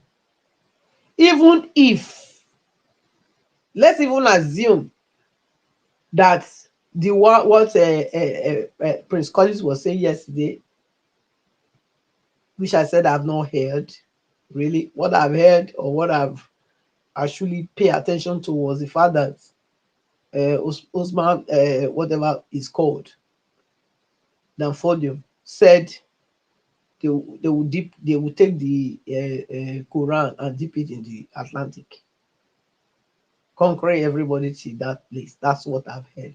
I've never heard that they hand over Nigeria to them. I've never heard that before. It was yesterday I'm hearing that. Maybe I didn't pay attention. But I will tell you that it was not clear to even our fathers that were alive when all this thing happened, that those were Fulanis that they were handling over Nigeria to. If that's the case, even if they hand over Nigeria to them at that time, if the British that came to oppress for this many years after, and they left, and then they said, okay, they bring the two territories together, yeah, and say, okay, we choose one person, this group, to say, okay, we hand over. But now, if you don't agree, after 100 years, you can dissolve the union. Does that give you, does that mean that you now own the people? Does that now mean that you now own the land? Do you now own my own land? No, you don't. I think it's because of the so much illiteracy that you have among you, and the wickedness that's making you think that way. Even if anybody can come and tell you that, at least, yes, if somebody is ruling a house before and the person is leaving, he cannot leave the house just like that. You definitely hand over to somebody. But that does not make you now the Lord. So do you mean that after they left, they now subjected us again to you? Is that what you are saying? And we should now buy it? A 1,000 times I reject that. I cannot even put it in my mouth to say. You can be saying it, but I know that you don't own my land. I know that. So, for me, I don't see any reason why people should not get annoyed with this kind of provocative utterance that Sheikh Gumi came up with now. Is he mocking us, or what is he trying to do? Call for his words. Call for your help. Even if you are the last person, I don't even think Nnamdi Kanu will do that. I will not imagine a man that has come this far. What audacity. For him to come out and tell us that Nigeria must not deploy the kinetic approach. That negotiating with the bandit is the sure way out of this. Look, Sheikh Gumi, I want to tell you that you are the terrorist. You are. And all of you, your days are numbered. You to the last terrorist that terrorized Nigeria, all your days are numbered. They are numbered. If nobody would tell you, I will tell you. I will tell you your days are numbered. Because God has already said your time is up. All your time is up. All of you, one by one. You will see what will start happening to you. Enough is enough. Can't continue with this. Mr. Tinubu, the president of Nigeria, is having a hard time because of whatever he has committed himself to. You see, when you are only focused on becoming the president, you didn't focus on what that means, the responsibility thereof that will be laid on you. This is what you get. This is what you get. Yes, you had a deal.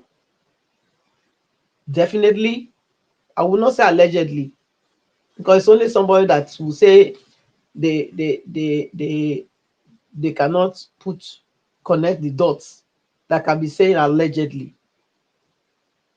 If not a deal, how come you are called Jagaban? Jagaban, now they call you. Jagaban and no nonsense taker now. That's supposed to be a being now another thing. Now pussy cats now they give Jagaban. I don't think so. Jagaban means a no nonsense taker.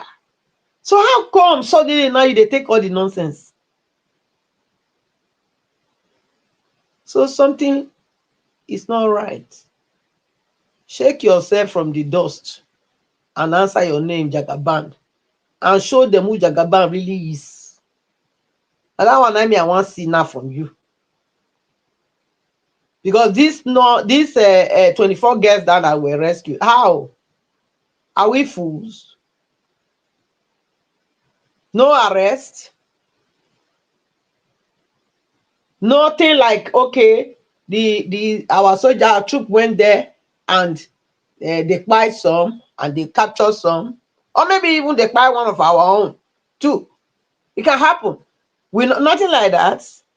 So you mean the captures gave up the captured just like that, without no ransom being paid? Who are we lying to? Why are we lying?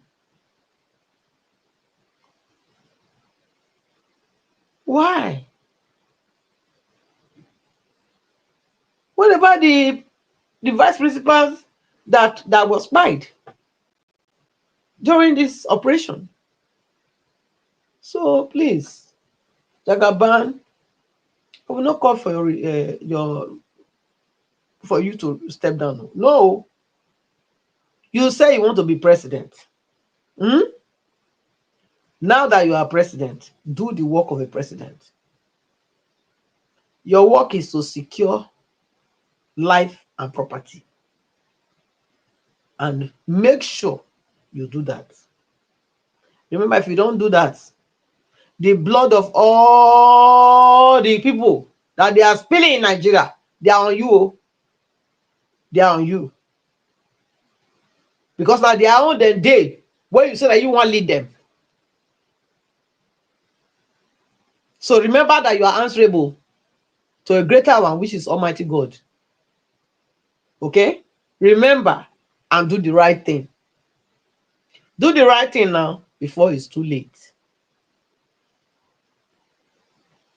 Do the right thing, because it cannot continue like this. Cannot continue like this. You cannot tell us that they had a negotiation. The government had a negotiation with the terrorists, and the guest was released. Your mouthpiece came out and said they know the bandits, they know the terrorists, they know them. Later, he was trying when the interviewer asked him, the anchor asked him, yeah, so you know where they want to fit deal with them. He started dancing here, dancing there. Yeah,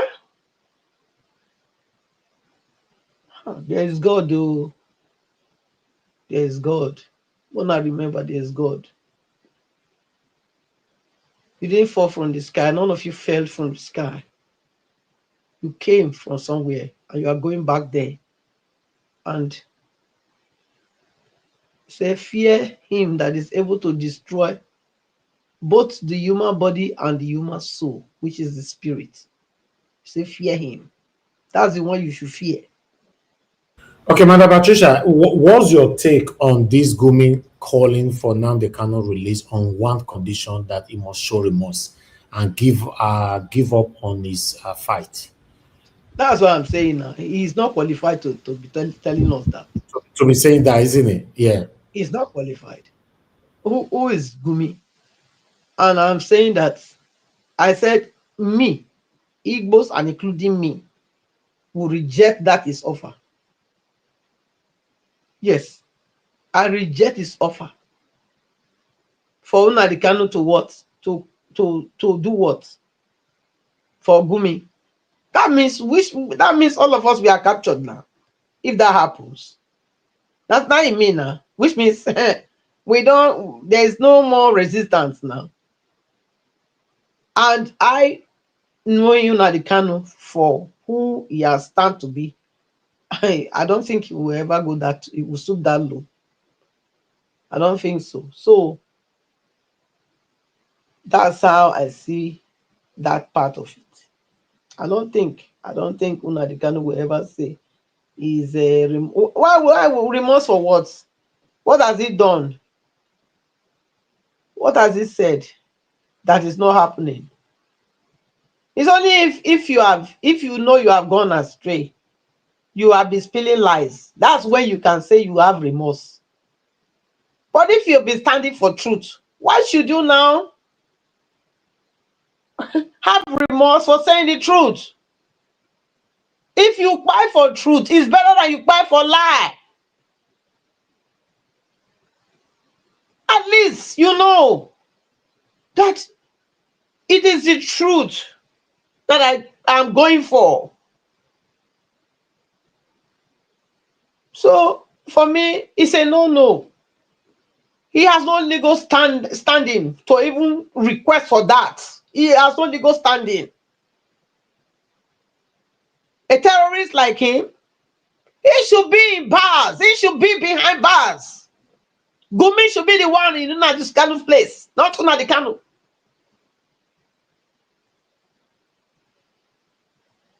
So what are we talking about?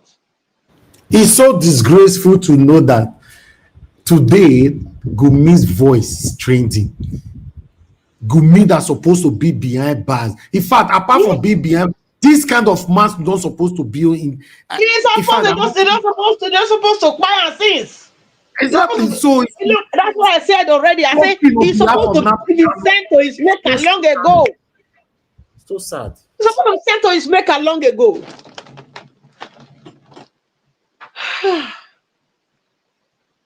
He's supposed to be sent to his maker long ago, not be today. Now giving recommendations. No. It's a shame. It's a shame that this is what we are seeing in Nigeria. But notwithstanding, things will definitely take their shape as we go on. The what they call the senators that was debating about whether they should close the whether they should pack up and go home or whatever. Look, these are all the same bunch of manipulators or deceivers. They come out with a voice like they really care, okay? But ask yourself, if they cared, if they really cared, would it not be the capital country state of poverty? Ask me. No. If they cared, would that northern Nigeria be the capital point of illiteracy? If they cared. If you go and check that one that was talking then, maybe it's already there for maybe over 8 years. If you go and look at where his constituency is, you will find out they are breeding terrorists. They are breeding terrorists that will terrorize Nigerians in the next years to come. Because how do you have a youthful, youthful citizens? Your citizens, they are more youth than old people. You have no plan for them.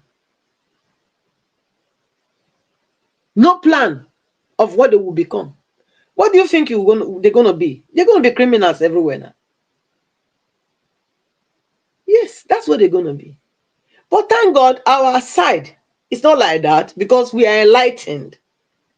Okay? And most of them still went to school one way or the other. And so they are doing their own in a different way. They're not they do all this, go kidnap person, go, like that. They are doing their own yahoo, whatever. So this is what it is. So the whole thing we are saying is a failure of governance. Yes, I know that the Fulanis that are terrorizing Nigeria now, primarily came from outside Nigeria. They brought them. You see the same politicians that brought them. People like Arufaya and the rest, which is very obvious. Everybody said it. They brought them. But now they are recruiting other Fulanis that they met in Nigeria to join them. And apart from that, they are also recruiting the locals within them.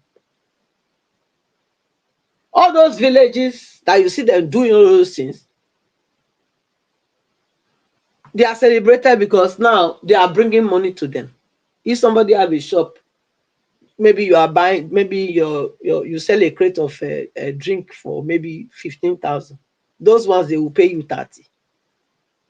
Before you know, you are selling it to those criminals rather than selling it to the people that will buy 15,000. The spokesman for Tinubu, the mouthpiece, he said they know where they are, they know them, they know where they operate. He said, but because of collateral damages, they cannot be able to strike. Okay.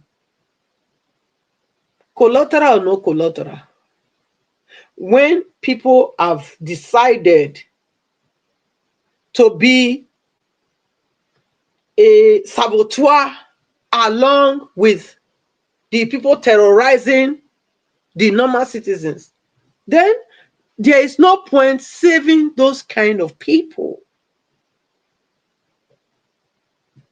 There's no point. Because they've eaten of the stolen or the blood ego or ego. So for them now, look, they are aiders and abettors of the same crime. So you cannot be telling me about collateral damage when they are complicit. If I can't see your face, you can't come in. No, I don't like reminding you people of this. You can't be inside darkness to say you're on camera. Go ahead. When they are complicit, because they are complicit in the terror that these people are unleashing against Nigerians, they are complicit. So you cannot be coming to tell me about collateral damage. Collateral damage, on whose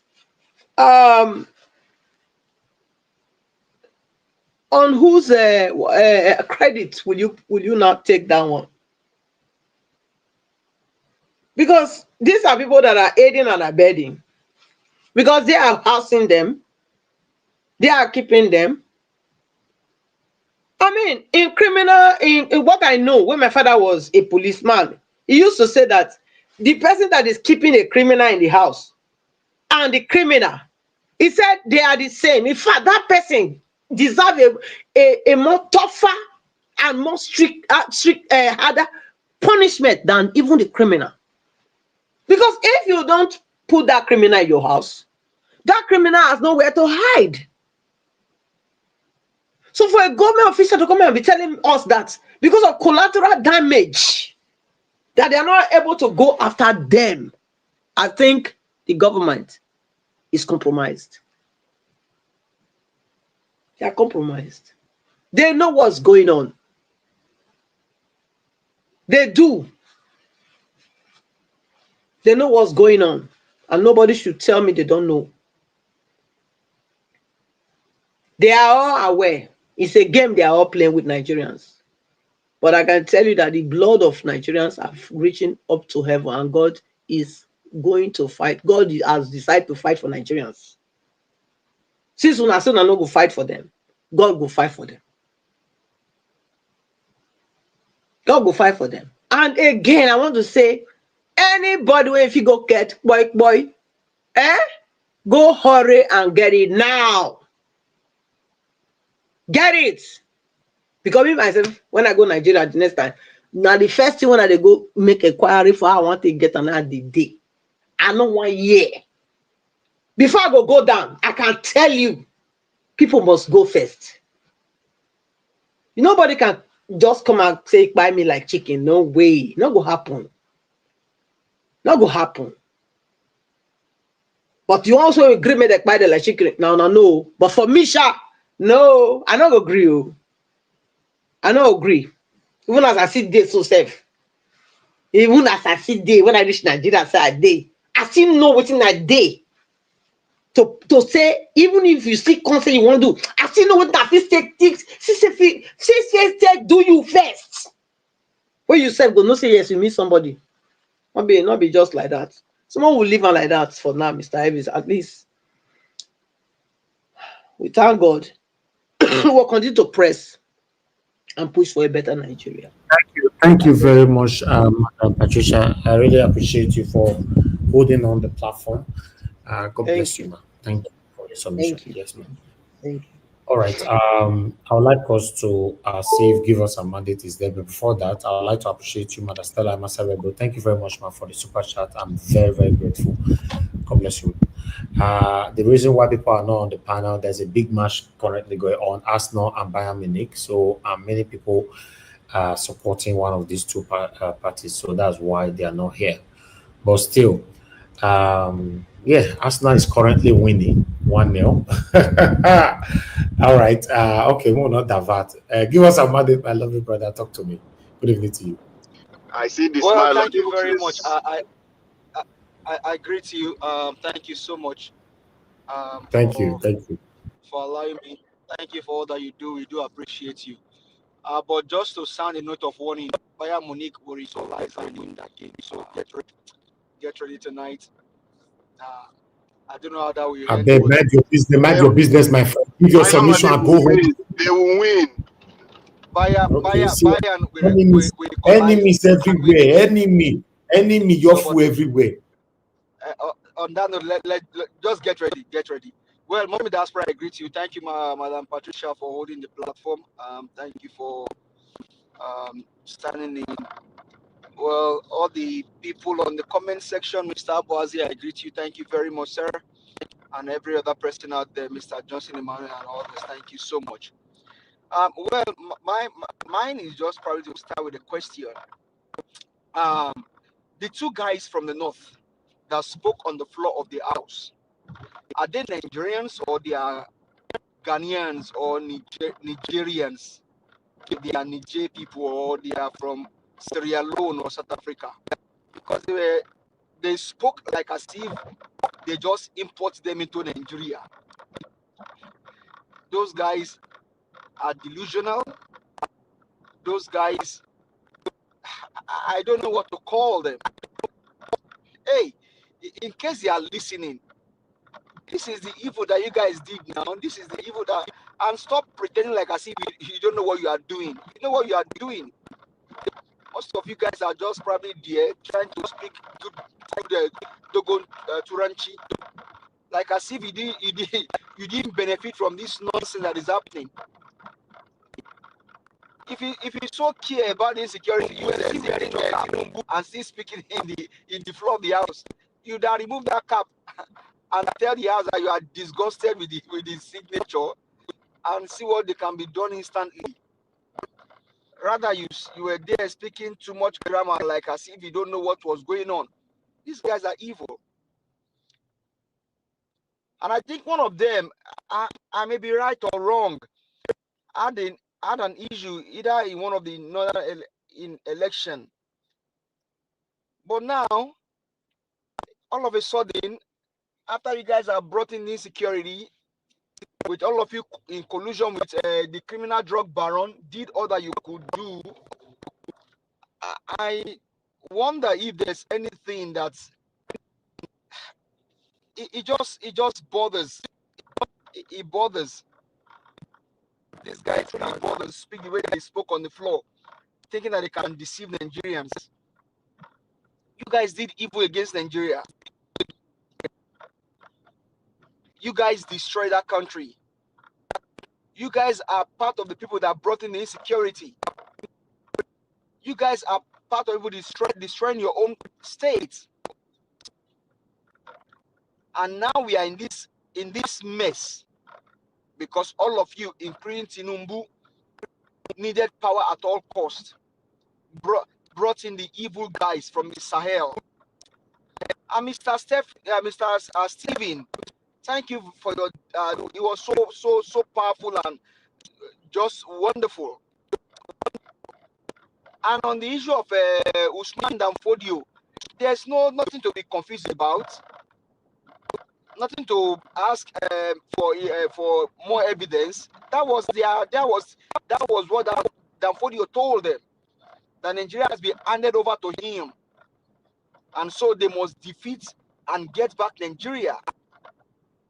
And so until they achieve that purpose and that plan, they will not rest. And this is where it becomes so critical that what are the Christian leaders doing? What are the people doing to secure and protect their own people? The pastors, the imams, the traditional rulers, the kings and the obas, what are they doing to protect their people? Let's say forget now that they are Christian. The people they are killing they are Nigerians. Foreigners come from Sahel to come kill you in your own country. I've never seen such before.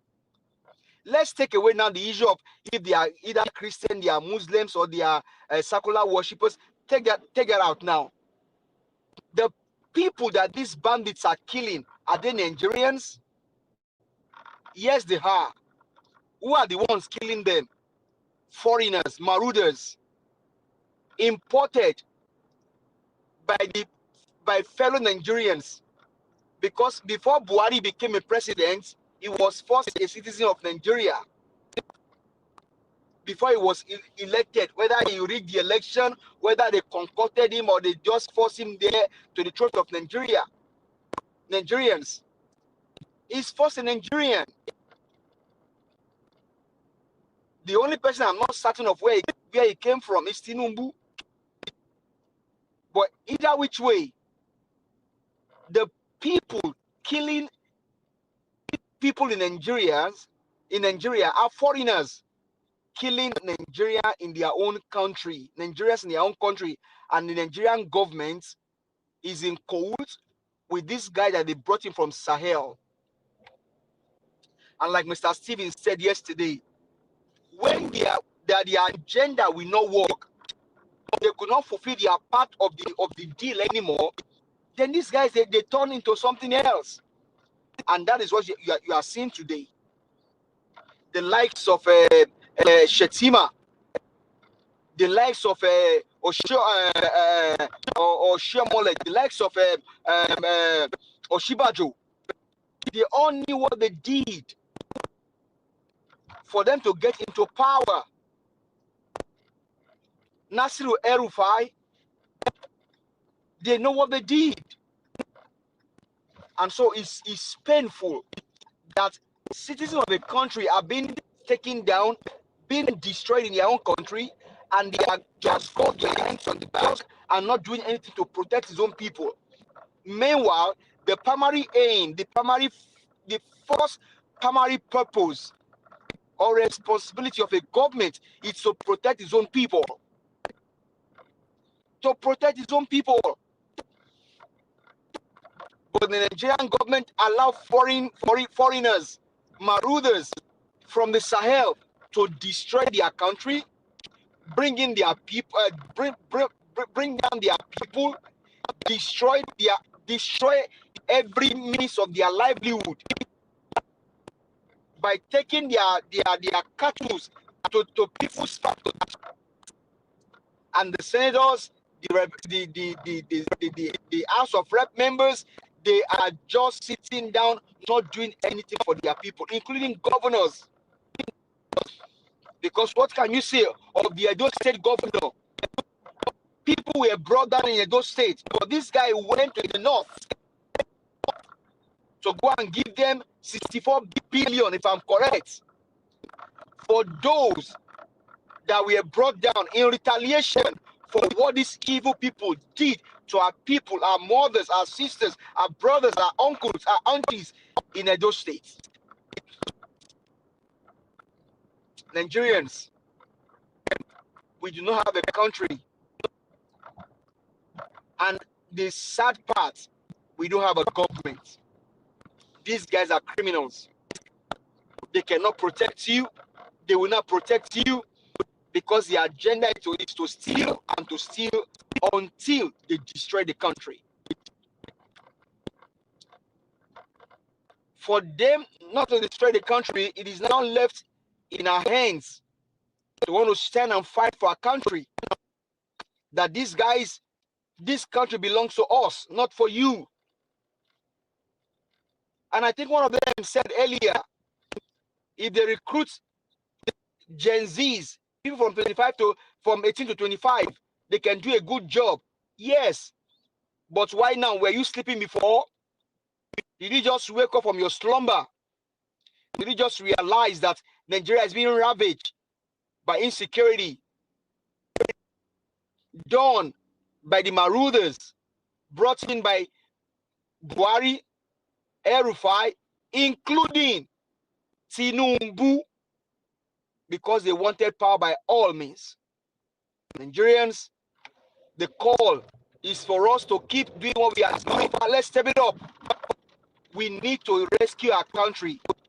We need to take what belongs to us. Never should we allow these marauders to outrun us. And so it is now pertinent that when we said yes some times ago, that if care is not taken, this guy will outrun us. And their intention is to turn Nigeria into a Muslim country. And some of us are saying, no, it's not possible. Now what are you seeing? What have you seen today? And like I said some days ago, that even Buhari, as much as he wanted power, did not do any Muslim for the criminal drug baron, knowing fully well the mind of a criminal. He did that, and now he's playing that in our faces. Nigerians, arise. This country is our country. Let's not allow marauders, foreigners, to take our country from us. If they do, we don't have any other one. Keep speaking, don't stop. Keep fighting, don't stop. As a matter of fact, let us step up our games. I hear the mic, Mr. Elvis. Thank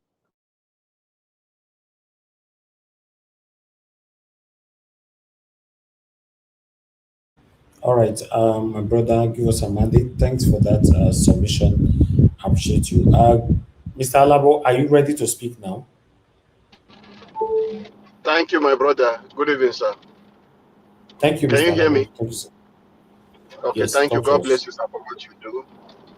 A new Nigeria is possible and it's coming. Let us just keep hope alive. Don't give up. Thank you, Mommy Diaspora, people on the comment section. God bless every one of you.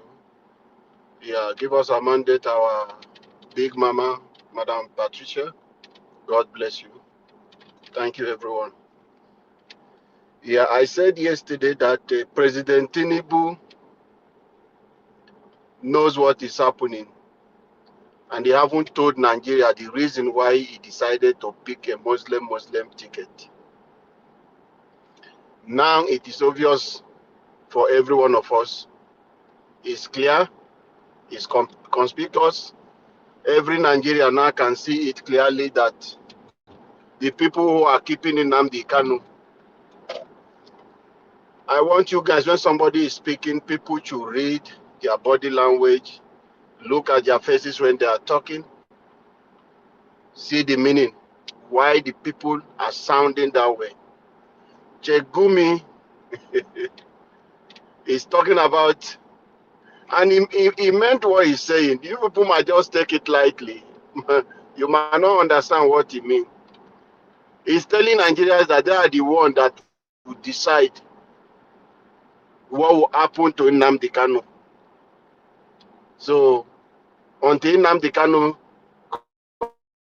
come to them to pledge the loyalty,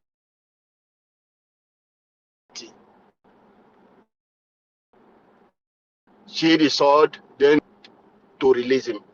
That is what Gumi is telling everyone to our face. For some of you, you may think he's just speaking like this. You'll be wondering who is Gumi. Gumi is speaking based on he knows where the decision was taken. He knows why Nnamdi Kanu is incarcerated today. So whatever he's saying today shouldn't come to you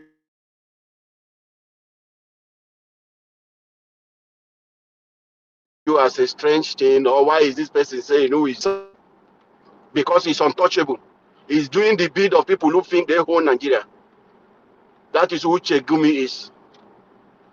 Gumi, you will see him like this as if, who is this person?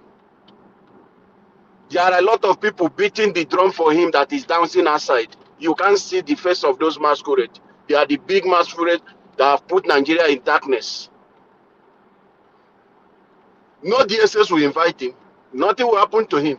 This is a man that the central of Islam, where they go for their pilgrimage, their Mecca, and do all those kind of things. The people deported him. They still repatriated this man. They put him back in a cargo and say, come. They did not even allow him to land his foot. They put him back and say, return to Nigeria. You are a threat. You are a security threat. That is the people. That is where all the Islam they go to do. I know some of them go to Iran. But Saudi Arabia is where most of them go there to do their prayers. The people put him back. And this is a man today in Nigeria. He's a celebrity. He's a celebrity. He's the one giving the Nigerian government directive on things to do with the bandit. We are no longer a country. We don't have government anymore. We have individuals running Nigeria. We don't have a government running, but we have individuals running the country. Yesterday, Ochomole was ranting, talking. That Taylor was ranting, talking, and shouting Akimba Laye, the Channels TV Politics Today, the presenter. And that one being a politician, Cheung, who is a politician, who has benefited so much from these governors, he knows whatever thing he is today, most of them made him, because he knows how much envelope he's getting from them. He could not speak to the face of Ochomole and said, my people in Kwara State are dying. He is from Kwara State, but because of what? Those brown envelope, he cannot tackle Ochomole. You asking him question, keep him on that question you are asking. Talk about the fact. He focus, use about almost 80 minutes for Atiku and the Amiechi. The main issue, Ochomole did not discuss. After he left that, he told Nigerians that yes, what Tinubu is doing today to turn Nigeria to one-party state, that Obasanjo did that before, so that is why Tinubu is doing today. And he said, tell me one person that Tinubu has appointed from another party, or who is a party chairman also. Chemu could not mention Nyesom Wike, his boss name. So for you to see that the Nigerian media are part of the major problem. Yeah, yeah. Mr. Labo, he could not mention that because he don't mention Wike. Is Wike not no, a minister? wait now, wait. The reason why is because Wike is still in PDP. The other ones that were, you understand, that Jonathan took, they left their parties.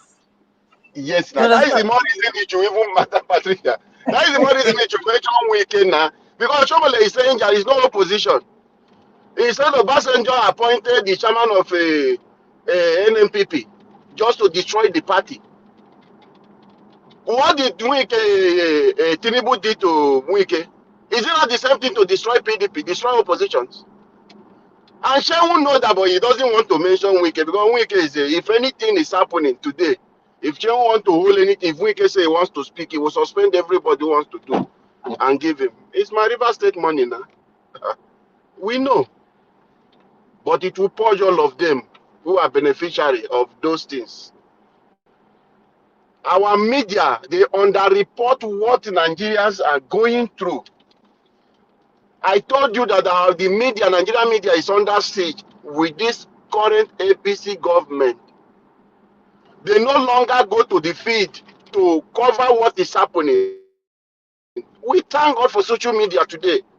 If this is happening today that we have social media, then tell me in 60s, during the Biafra war and all those things, then tell me if the genocide which the Biafra people are claiming is not true, which the Nigerian government have not done anything. Tell me what the military has done during the military era, that the same Fulani people are the people who took over.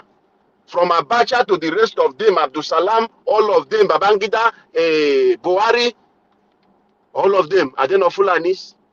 They did that, cut a state, create state for themselves, carve local government, everything, they did it for themselves. The last one that Abacha did before he died, other state that he carved, he expanded them and added local government, but Bayelsa State, he remained them with the local government he took out from Rivers State. And today, Nigeria is bleeding because of those injustices that are meted against the people of Nigeria. How can you make peace when you don't accept that there is a problem? How can you solve a problem even in your own life? If you make mistake, you must identify the mistake in order for you to move forward. If you can't identify the errors, how do you want to solve the problem? But Nigeria is still telling us that no, we don't have any issue. There is no this, there is no this. Everything is okay. How can everything be okay?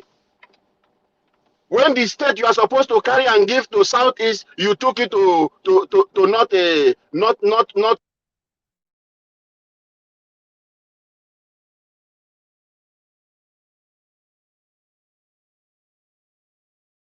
replace. Can anyone hear me? Yes, can hear you now. We You can broke. hear you. You were paused for 5 seconds, but you are good. No. It's a call. It's a call that just came in. That was why. Okay, go Sorry ahead. about that. So when you carve a state and give it to another people in the north, when other people are having 6, you said you create a region. What Abacha did, the 6th geopolitical zone. But however, you cheated one side with 5 states. How can you tell us that Nigeria everything is okay? Why are we pretending? We must first of all accept that there is a problem. Then we'll come around. All our forefathers, when they came together, what was the agreement? They said, no, we can't be together. If Nnamdi Azikiwe, if Awolowo, Tafa Balewa, all of them will say, no, you cannot force us to be together. But however, the British who want to achieve what they want to achieve, which they are benefiting today, did what they did, force our parents together. What will you tell me that my culture as an Ijaw man to compare to a Fulani man or an Hausa man? Eh? We are not the same in any way. We can't even do. You can't force us to live together. Because there is no way you can live like me, behave like me. We are different people entirely. America has similar issue, but they come on a round table. They came together and agree on one single thing they want to do, and they became United States of America. The British government today is running United Kingdom. Scotland have their own law. Wales have their own law. The Ireland, they have their own. All of them. But we accept we are United Kingdom. England have their own that is running them. You can't force people that it must be as what the Usman Danfodo want. That is the way it must be. One region must not dominate the whole of the institution.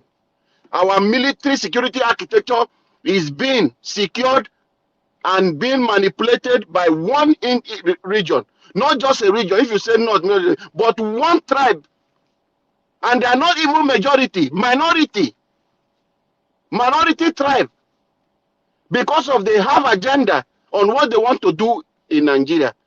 They took over the military today. They are in charge of everything. A president cannot come in without them.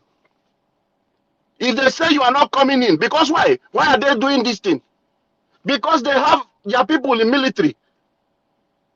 And I'm appealing to President Tinubu, you still have 1 year plus. Decentralize the military base. Bring it to the southeast, their own base, with all the same ammunition you have, the same school you have in Kaduna. Don't put everything and leave it in Kaduna. Put it, let southeast have their own base. Let them have their own base. Every region, they should have it. This is geopolitical zone. We cannot put everything there. Because these people are using this to manipulate Nigeria. You've taken the resources of Niger Delta, you invest it in Abuja, but Niger Delta is a place where somebody cannot drink water. How can you say all is well? For the injustice happening in the country, you come, then you pretend with few people to come that you want to settle in a place. When you come to settle, imagine a video that someone went to cover. That person discover a lot of places in Kaduna that Fulani people have renamed the place, the people that have chased them out of their own ancestral land. Today, the Fulani people have taken over those lands with their cow, building their houses. Then they have burned down houses. This guy mentioned them and said Chinese Navy too also cover when it happened. They say it's only 4 houses that burned. But when he went there to see, over 100 houses was burned down. With the media is also a problem in this country. Why is it a problem? The federal government paid the media houses. They sustain the media houses. How do you think they will be fair? They sustain them. They pay their salary. They give them allowance. That is why all of them have their people in Abuja, in Aso Rock. How do you think they will be fair to Nigeria? Still with this social media era that we can cover this same thing, Nigerian media are still lying to Nigerians. That is why when 100 life is being unalive, media will come and tell you, and they will use the word just. You should ignore the propaganda. They want to take the one from the Aso Rock. That is the final one they want to take. Me in my village, that I know how many people we have lost. I am telling you, we have lost 100 and something people. You are telling us it's 50 something. What kind of a country? And you say you are fair. We have been in this country. Nigeria government did not address the issue of what the Fulani are doing, the herdsmen are doing to the people of Middle Belt and across Nigeria. It's only now that Donald Trump raised concern. Everyone is running a task, begin to attack the American government. Our National Assembly have not have the guts to sit and say, let's summon these people. Let us discuss about this. How would they do when the Fulani have dominated the National Assembly? They don't have that God, they can't do it. So the only option, if you do not want us as a country to have an equal share, right, and everybody should be treated as human, then let us go our way. That is the only way. We cannot continue every day you open social media, 11 people. It doesn't happen in any country like this. The country will shut down and trace these people. Can you wake up in America? Wake up in United Kingdom. You say 11 here. Tomorrow you say 20 here. Tomorrow you say that. The whole of the UK government will shut down. There will be riot. But Nigeria, we are just used to not empathy, not feeling for human life. We are just used to this. So no matter how many people that they will honor life, everybody is moving on. Nothing is happening. You think it's happening in the north. It is not happening. It's not going to reach you. Just stay there and wait. But I pray, may we all wake up and resist this evil before it gets to you and your family. Thank you, Mr. Najawash. Let me leave the mic for others to speak.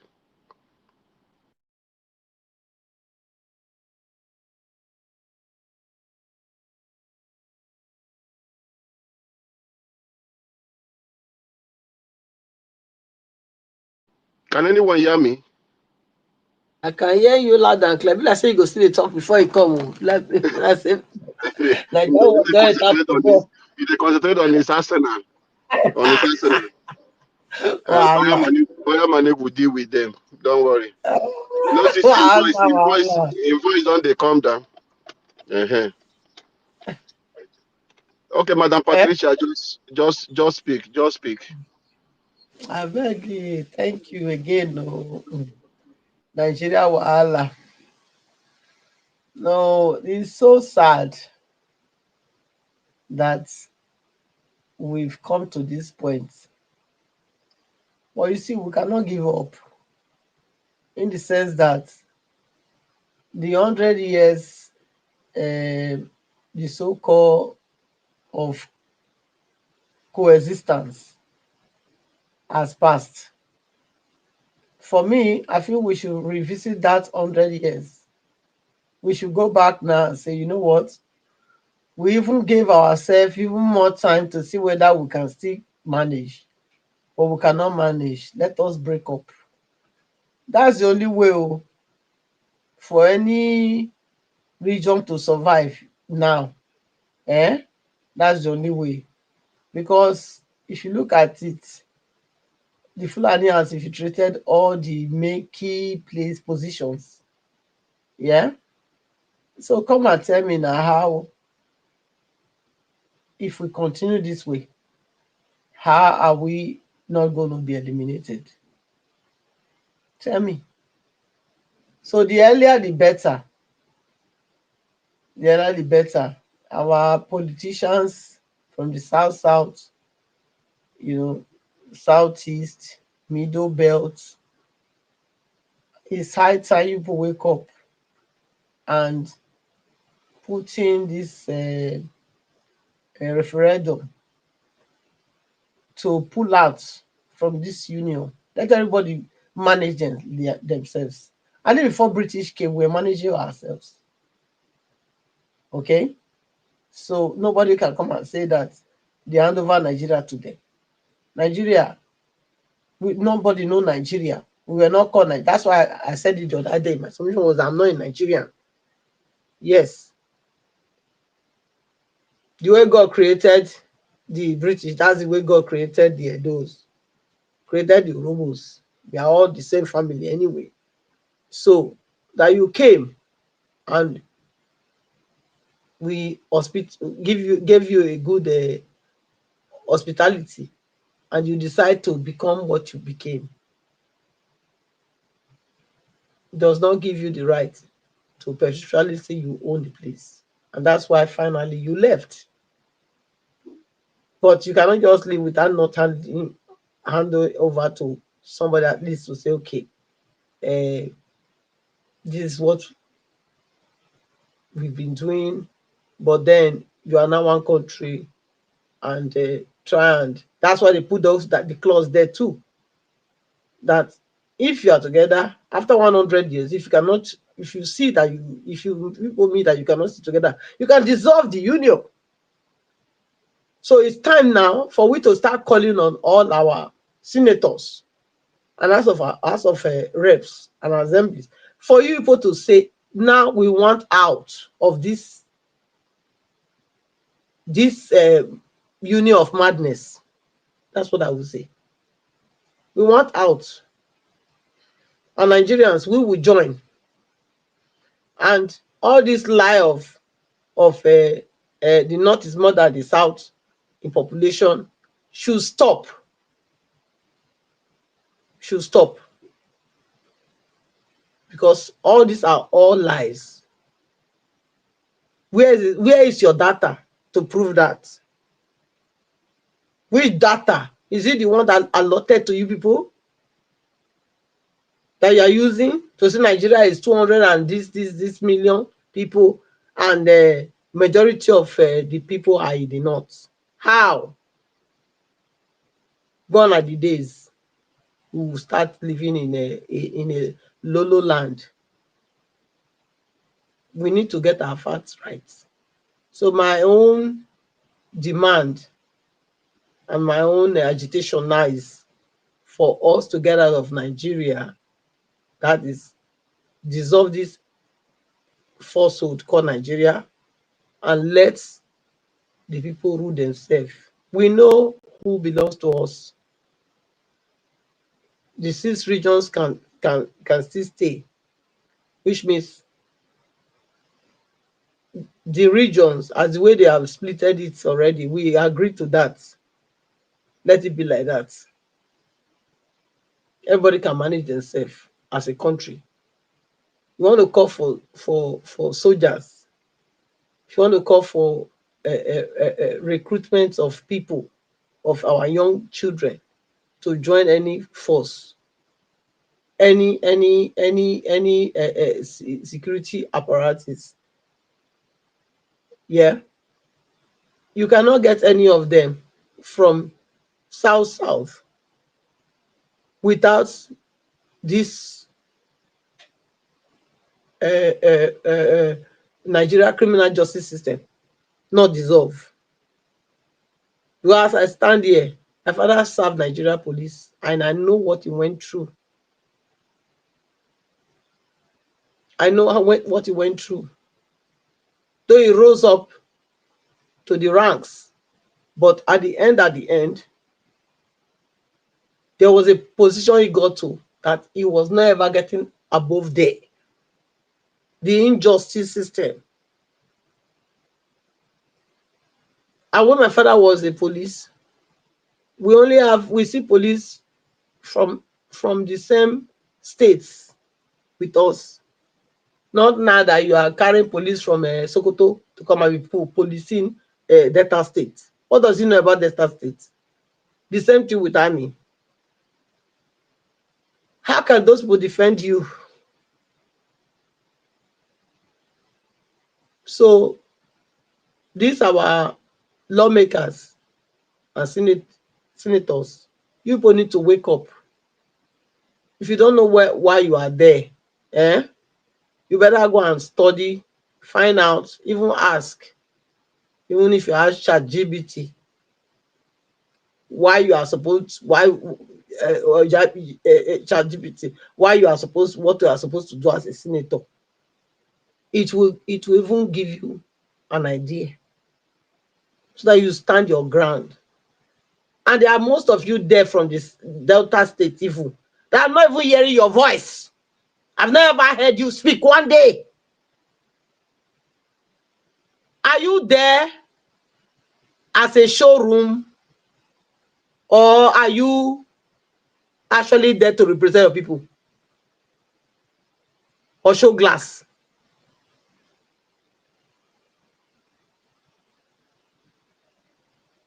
So you people need to wake up. Life is not all about money. It's about impact.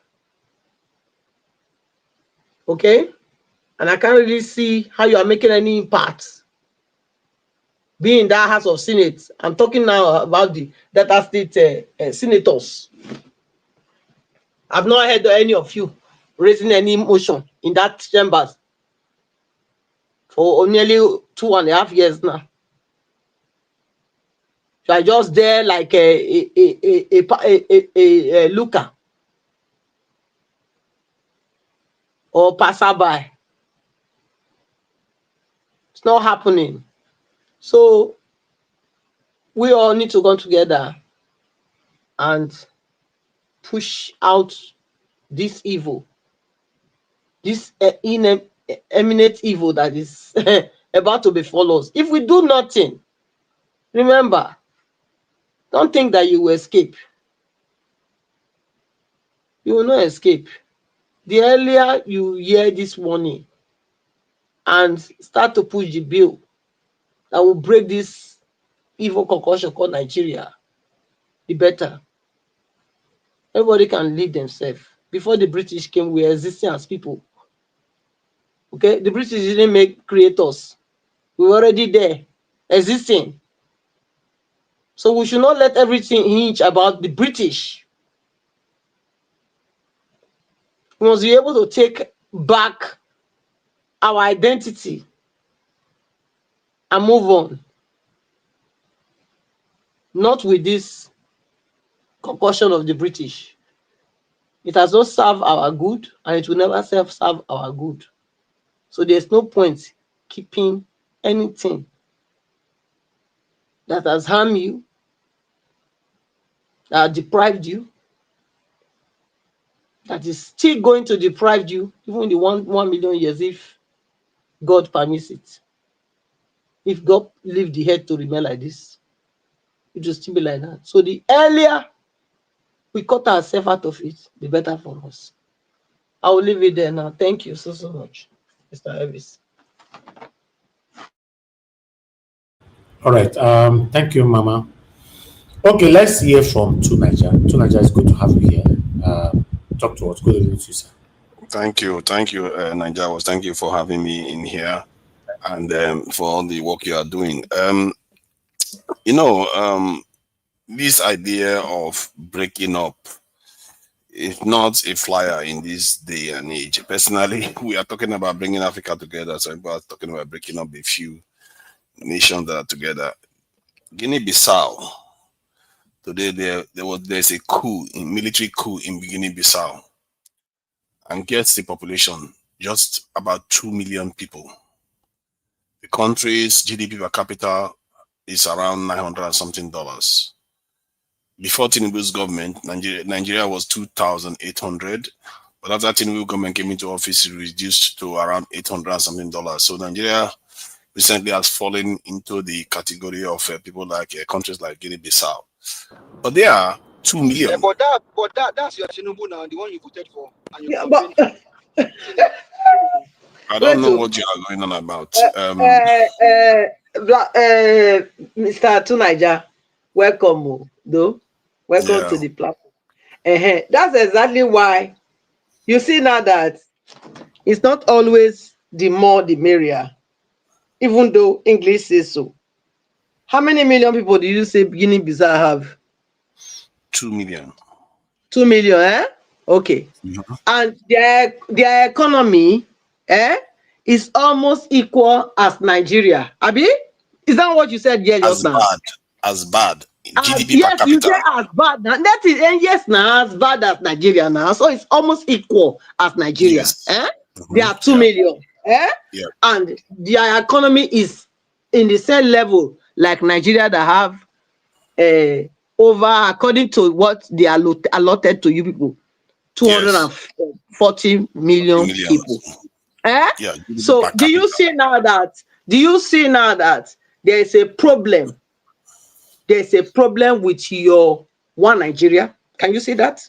All right. Now let me give you the analogy that will make sense to you. There is no problem. I so that you understand what I'm saying. Because there's no problem. We cannot. Do you want to freeze yourself in ignorance, or you want to hear what I'm going to say? No, because listen. If you hear what I'm going to say, they disagree with you. Then you go ahead. So, would you rather be one person without defense and in the wilderness where there are wild lions, or would you rather be 100 people without a weapon but in the same wilderness? Because it's always better to have more numbers. There's safety in numbers. There is something to be said for that. And the simplicity of this is expressed in the other nations that are developed. All the other nations that are developed, one of their greatest strengths is that they band together. That is why they have NATO. They have the EU. They have the Five Eyes. You can't count any agreements they have. Even the UK and Germany even signed the defense pact this year. We don't band together. And that's why we are easy to take apart, like they took us apart before. So the reason why I mentioned Guinea-Bissau is that there are 2 million. So in other words, when you even break the country up, they will still keep fighting anyway. Just like North Sudan and South Sudan are fighting now. It's not a guarantee. That spirit that makes you want to fight your own countryman is the reason why we're colonized in the first place. Is the reason why we are enslaved. And we are still doubling down on it, thinking that it's going to work. It never works. We see the one that works. It's when people band together. Because of our tribal bigotry, we can't see it straight. And in a way, God is actually punishing us because we are so bigoted against each other that we are being punished. But that said, in the issue of Nnamdi Kanu, I don't know this Gumi.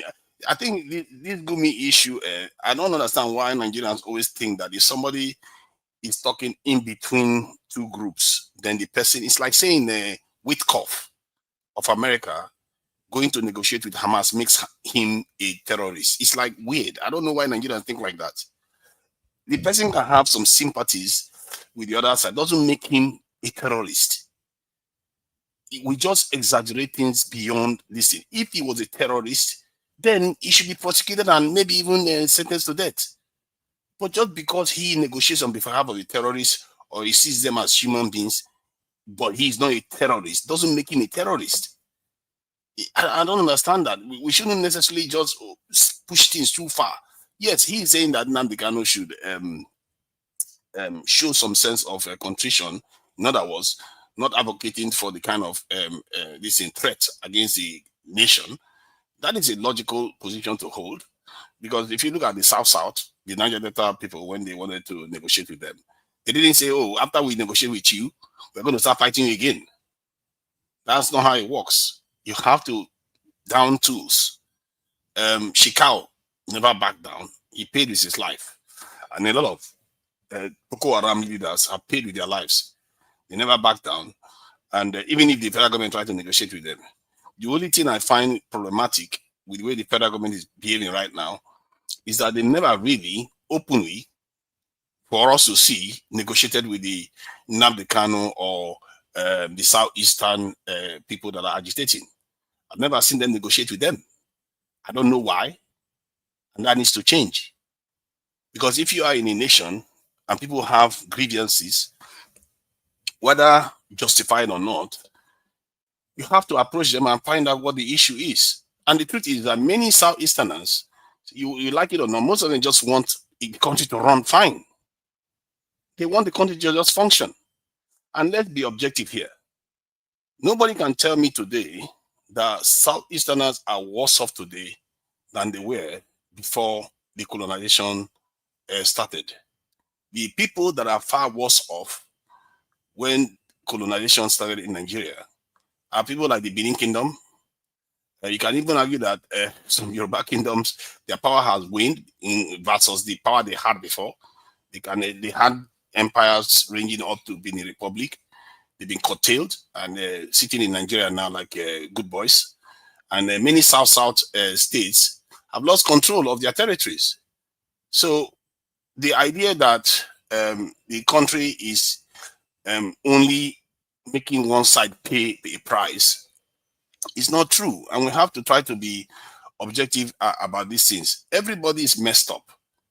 Even look at the Labour Party that they elected their officials to go to Abuja. All of them are towing the same line now.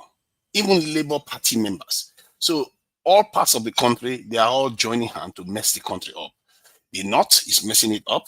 The Hausas are joining, the Fulanis are joining, all of them. We are all in it together. And for better or for worse, that's one area you can't argue that there's one section that is exempt. That if that is the only thing that makes us Nigeria, maybe that is true, because we are all groups are involved in undermining this country. Instead of us to find a way to set our differences aside, come together, organize ourselves to defend our territory. Look at our president now saying that they should go and recruit more soldiers and police. But if the number of police officers he's saying they should recruit is going by that number that I'm seeing, then it's a joke. They are a joke. They don't want to fix the problem. They just want to pretend as if they're trying to fix the problem. That's your guy. That's your guy. Why did you get that is my guy? This is a guy that has kneecapped the Nigerian economy. He went and floated the currency and depreciated the Nigerian GDP by more than 50%. You campaign for him now. You campaign for him. Maybe you are remembering wrong. I don't know what I'm going to do for your memory. Maybe there's a medication, but I don't have No, that here you with are me. the one that you are the one that You have a that memory probably issue. did I never doctor defended this president. I because never you were defended here this. Tunaja, hold on. Somebody's on the phone. Mr. Joseph Oji, please. Only 1 minute. I just want to address Tunaja. Tunaja, I've been listening to you very well, and I also listened to you on Dr. Damages. In fact, let me just put something across to you. You see, this guy, Nnamdi Kanu, if you can go back and do your research, when he started, he never agitated for Biafra. He was agitating for the state in good governance in Nigeria as a whole. And he was particular about the regional government. Let the eastern, the southeast have their region, let south have their region, and let the west have their region, and the north too. Even if they can, Eastern Central, North Central have their own region. That's what we started by agitating for. He wasn't agitating for Biafra. Biafra was like an afterthought thing after all the shenanigans that has happened. All right. Okay. I just want to put that across to Nigeria before all the shenanigans. So it's not as if this guy just set upon setting Nigeria as a whole at least. Okay. Thank you, sir. Thank you. Tunaja, go ahead. Yeah, if that is the case, it shouldn't be difficult to get him to negotiate with the federal government so that they can stand back from their position right now. Because I think Nigeria as a state, that's in terms of his actions when he gets out, if they wanted to release him. Because if you want pardon or amnesty, whatever, you have to stand down from certain position that doesn't agitate the state, that doesn't, when you come out and start threatening Nigeria and saying they should burn things up, you wouldn't be allowed to do that. Let me ask you this. How is Sunday Igboho different from Nnamdi Kanu? Sunday Igboho's agitation doesn't necessarily involve what they call it, militia. Nnamdi Kanu had militia, and we saw them on videos. He displayed them on videos. He showed them on videos. I don't know why you're asking me. Didn't you see the videos yourself? I didn't see any video you're talking about. Okay, well, maybe he didn't see it now, but he's not hiding it. Anybody that is following him knows it. He never hid it. I had this in the militia. He talked about whatever when he. There's so many evidence. You saw the court now. There's so many evidence that I didn't even know about. I didn't see that. I'm just asking you, how is Nnamdi Kanu different from Igboho? Because whatever I just told you now, Nnamdi Kanu had a militia. Igboho doesn't, and Igboho is not necessarily threatening Nigeria. Not have guys that were chasing people in the forest. No, not the militia in terms of threatening Nigeria itself. Igboho didn't come out and say, "Oh, I'm threatening Nigeria" and stuff like that. With violence. Didn't speak to Buhari when Buhari was the president. He didn't threaten Nigeria with violence. Nnamdi Kanu did. That's the difference. Not only do that, then things happen on the ground too. How did Kanu threaten Nigeria with violence? How? With his own word, he said it himself. Is that what? The one I saw is that if without Biafra, that Somalia is going to be better than Nigeria. That this is a threat. Hold on, you asked me a question. Now let me talk. Okay. He said this is a threat. He said this is a threat to Nigeria. That is not. That he literally said it after he said he described what he's going to turn Nigeria into. Then he said this is a threat to Nigeria itself. So he never minced word about that, and not to mention all the other evidence people have. So he threatened the state. If you did that in America, you did that in UK, you're not going to get out now. You're not going to see this. Threatening which state are you saying? Nnamdi Kanu threatening for us? Nigeria. He's asking. Well, I mean, I don't know about what we are talking about now, but I'm just very sure that there is nothing that the video is on YouTube. Just search for it, you see it. Because I understand that during Buhari, Sunday Igboho was also actually for Yoruba Nation was telling Buhari, let Odua wants to go. And now Sunday Igboho is free. Nnamdi Kanu is in prison. You see the level of injustice? See, where there is injustice for me is that the federal government has not reached out. I've not seen it. Maybe they have in the background, but they've not reached out openly the way they reached out to maybe even to Boko Haram, for crying out loud. They've negotiated with Boko Haram multiple times. So I'm not saying that for the Southeast. I even think that what CM said here the other day was just fundamental. If you can say that repentant Boko Haram should join the Nigerian army, okay, they are trying They for didn't terrorism, join right? Nigerian And then, army. That's fake news. They didn't join Nigerian army. I don't know why people say so that. all of the guys that said that they have repented and then put them into the Nigerian army. So those No. are not true. They are repentant, but they didn't join Nigerian army. Why would Nigerian army recruit them in? So they are telling lies. Of course, they are lying. You didn't hear that. You know, people lie online. My friend, forget. Go and check it yourself. Go and check any source in Nigeria. Some of these guys are now in your military. See, they work with them. See. Let me tell you what they do. Some of these guys are in your military. Don't Let me tell you. Let me clear Tunaja. Tunaja, can you hear me? They work with them, but they don't recruit them into the military. No. Tunaja disagree with you. Burutai. That was Burutai policy. Go and check it. That was Burutai policy. I can tell you that there's no policy like that. And employ them. Some of them are even private soldiers. Let me have.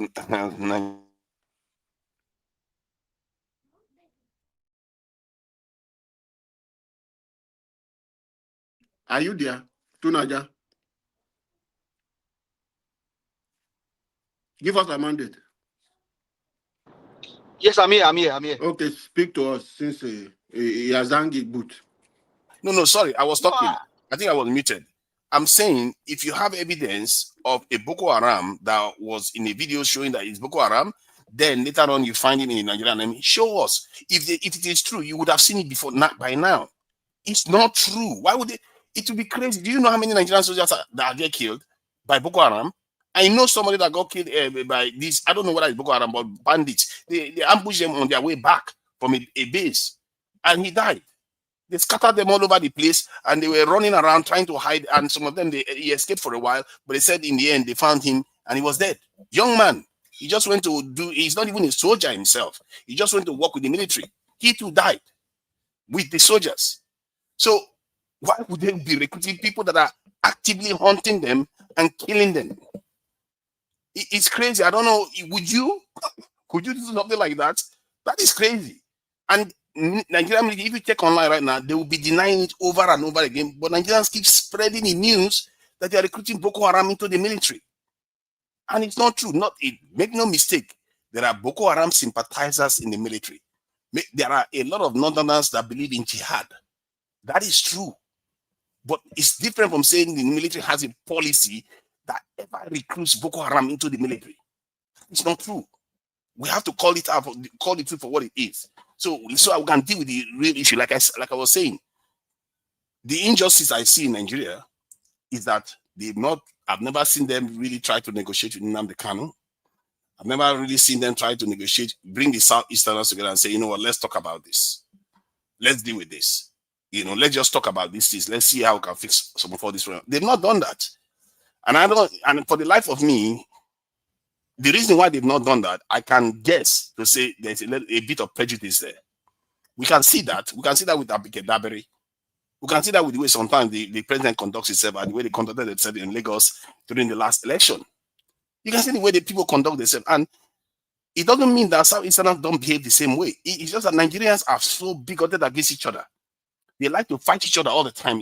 And because of those fights, they put energy to fight each other. It makes the nation weak.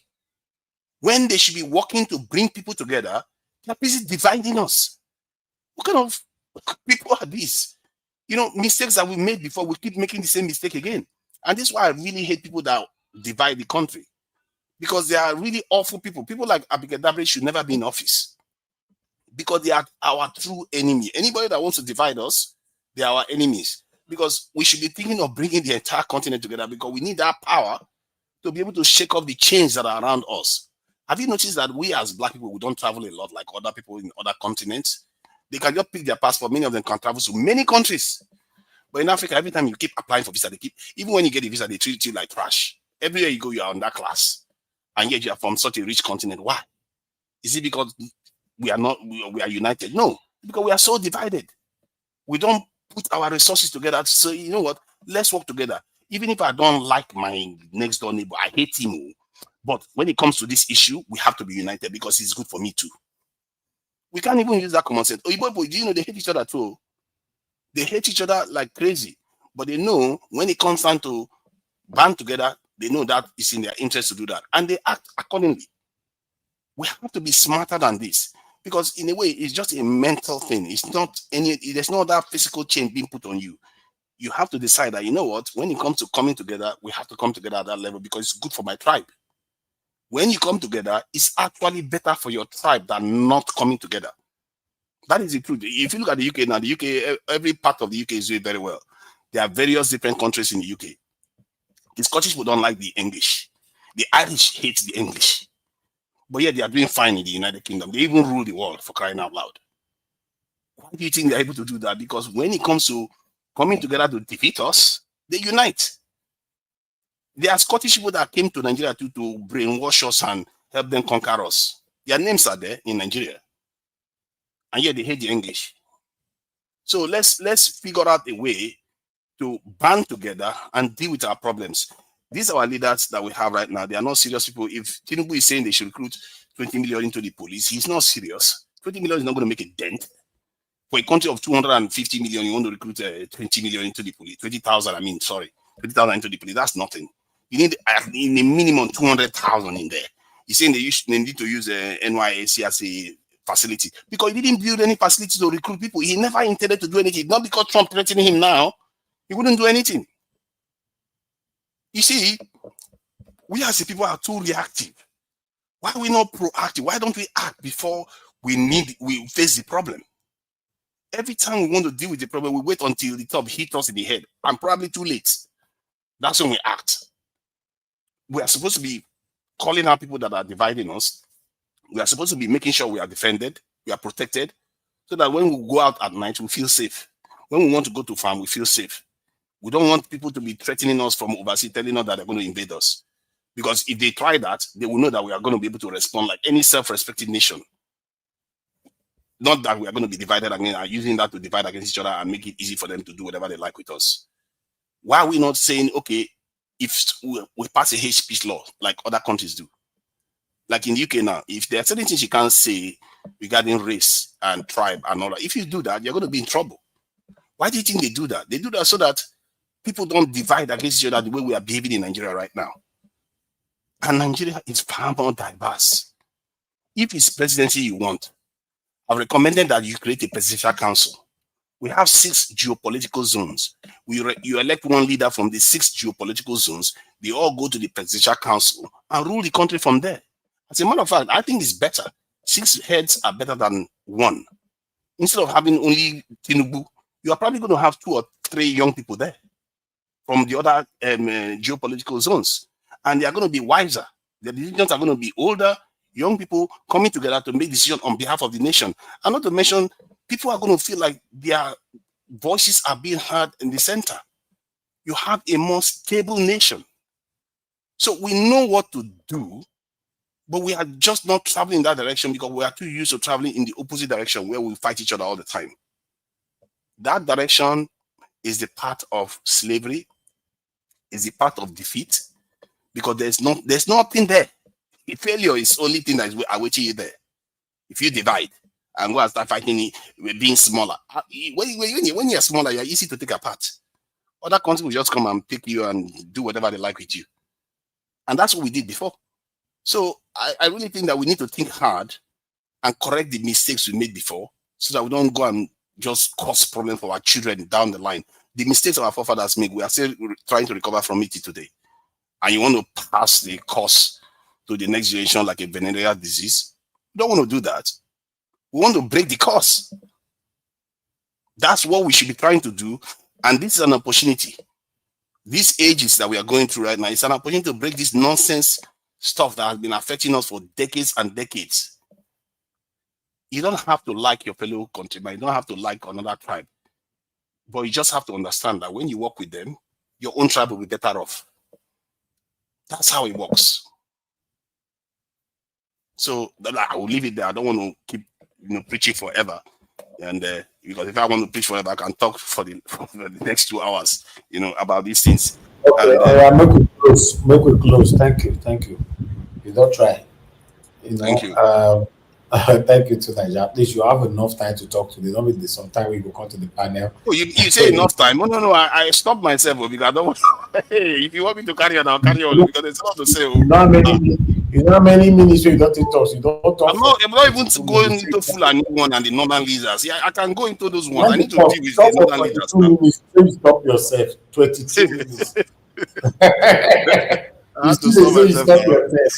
I stop By the myself. way, how can I ever please you people on this platform? 22 minutes is still not enough. All right. Oh yeah, let's have our final submission amongst everybody. Just 15 minutes. Thank you. Thank you. Okay, am I going first or somebody's going before me? Is anybody there? Okay, let me go first. So, see, I will use this to talk about what is going on in the north. When you hear some of all these bandits, terrorists, attacking fellow Nigerians, any northerner or anybody that has access to northerners should remind them that they too, if they think they are fighting for Islam and they are fighting jihad and killing their own fellow countrymen, they should understand that they too are at risk from what they are doing.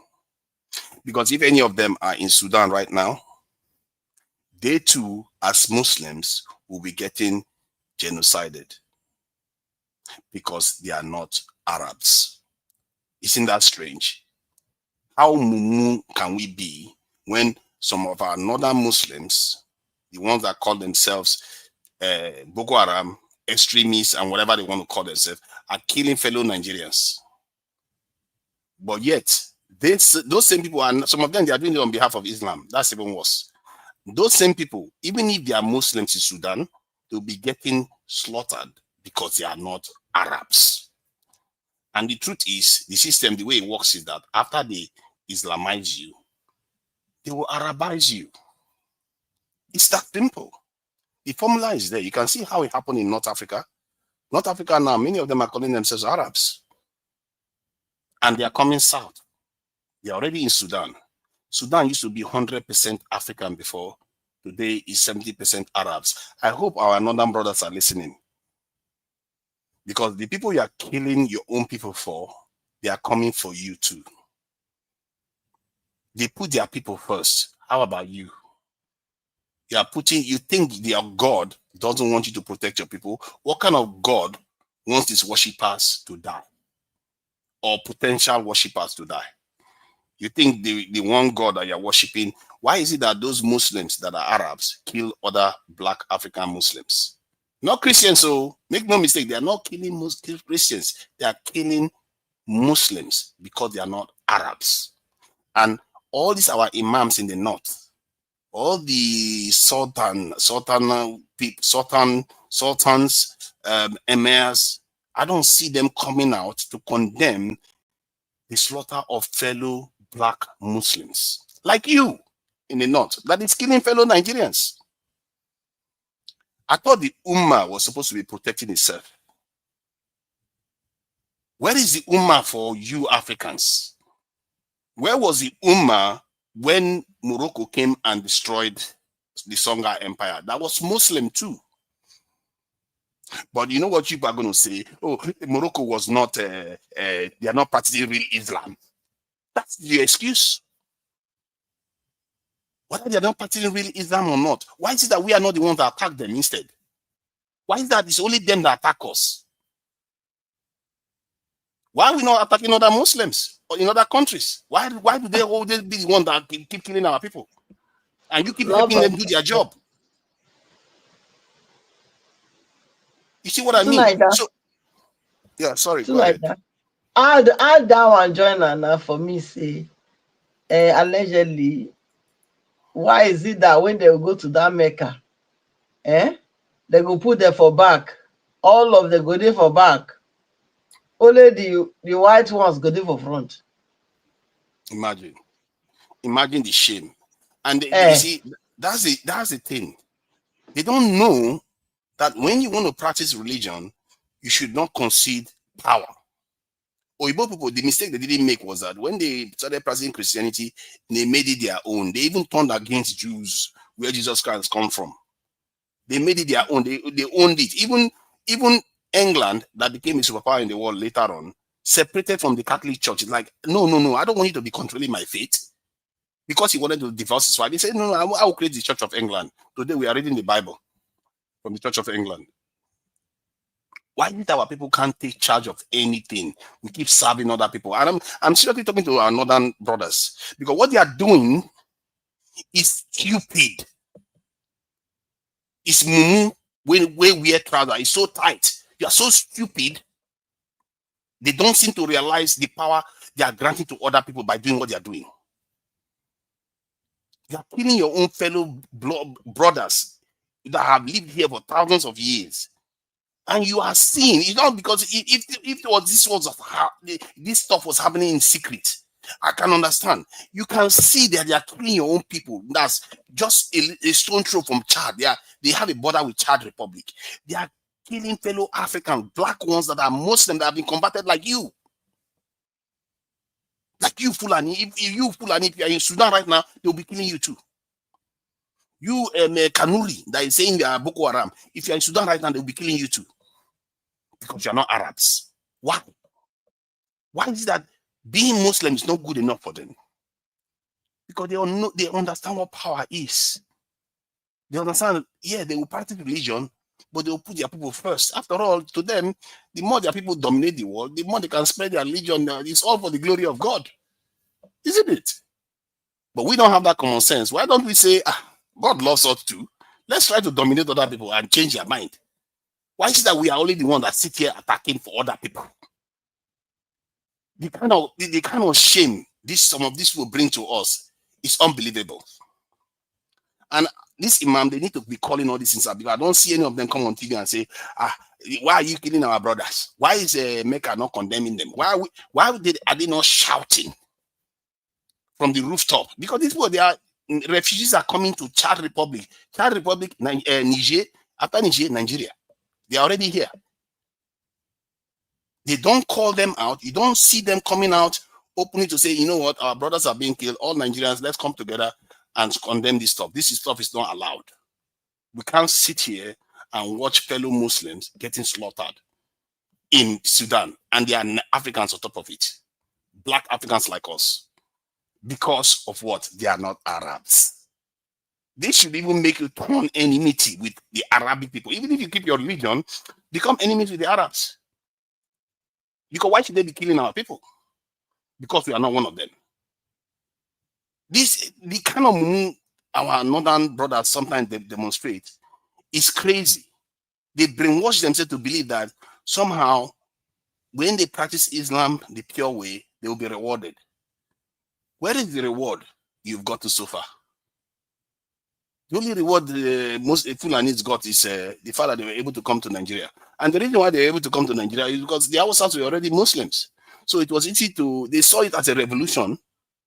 They saw the Fulani, Osman and Fodio coming in as a revolution more than a conquest.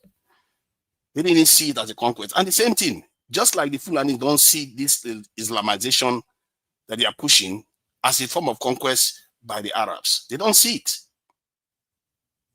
After you serve them finish, by the time you are done, tomorrow, you too, your stool that you are enjoying from the Hausas right now, they will take it from you and replace you with Arabs. Let's see how you enjoy it then. Our people, you seriously need to ask yourself some serious questions. The South, they made their own mistakes, but the Northerners have been making I think they've been making the mistakes longer because they've been converted to Islam a lot longer than the Southerners have been converted to Christianity. So they've been making that mistake a lot longer.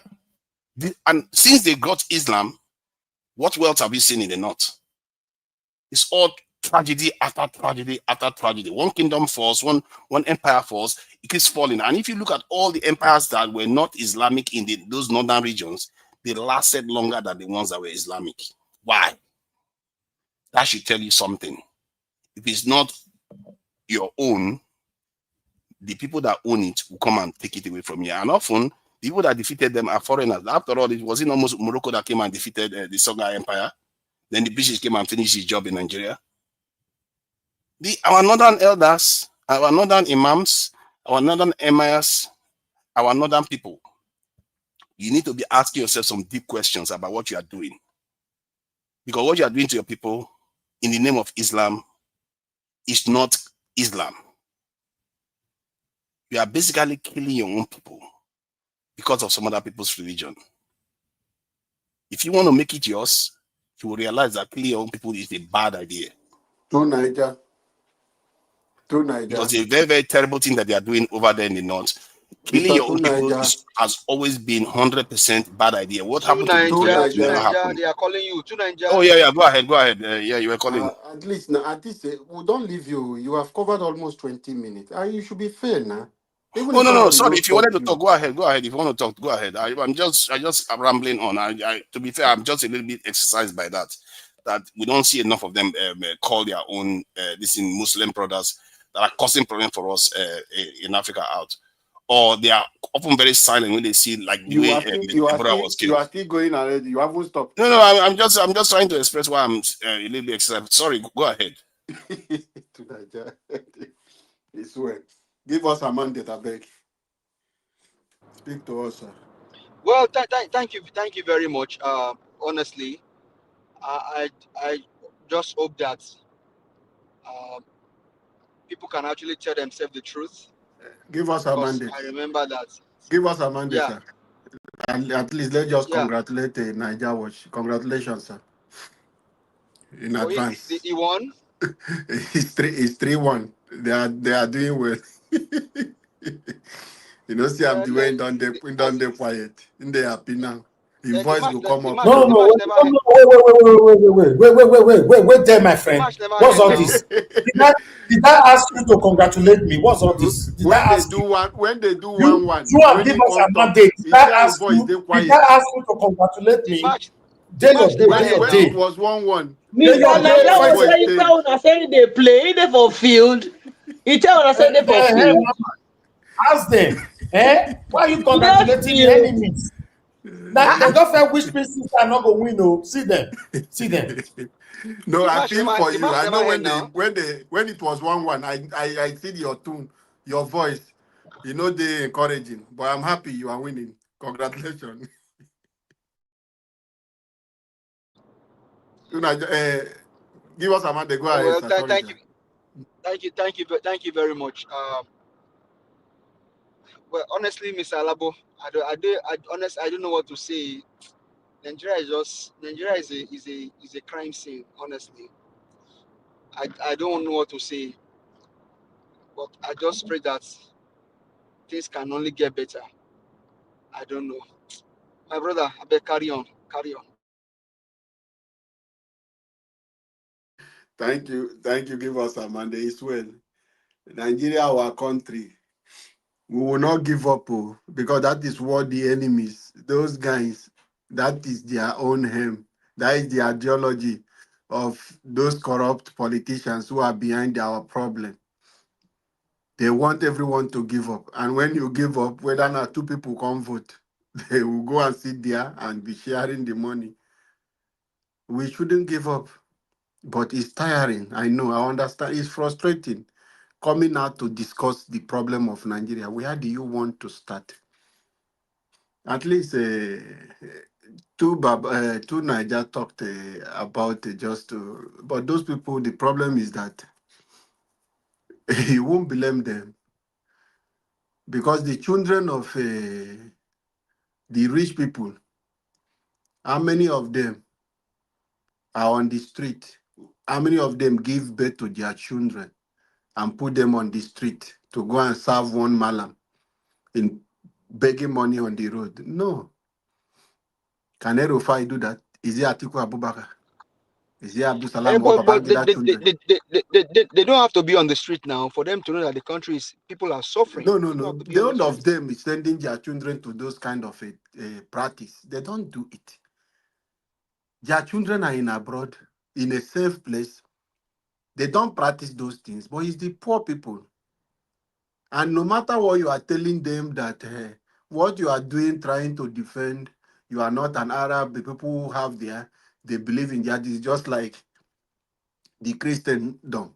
When we were talking, the people of Israel, the Jesus we are worshiping and celebrating, Them they are where they for Israel. Where he come from? They don't even believe in him. They don't even know him. They believe in a different one. So that is the thing. And then when they see you believing in it and doing it, they see you as a second class somebody. That is the same thing. The Islam you people are struggling. I wonder how the way you are rich, Isa Patani, will Isa Patani tie bomb on his body to go with the life he has enjoyed and things he has seen, and as exposed he is, carry this thing and give him, even if it is Donald Trump, you want him to go and do that, and tell Isa Patani or Gumi that when he gets to heaven, he will marry 7 virgins.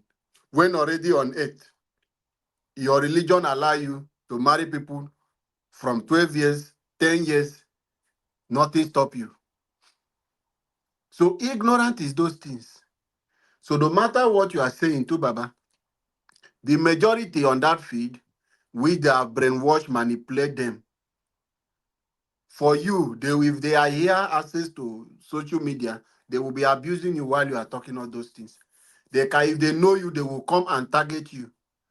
It happened in France. How many people buy for Nigeria? They send a one cartoon, one waiting, talk about who. They took it across.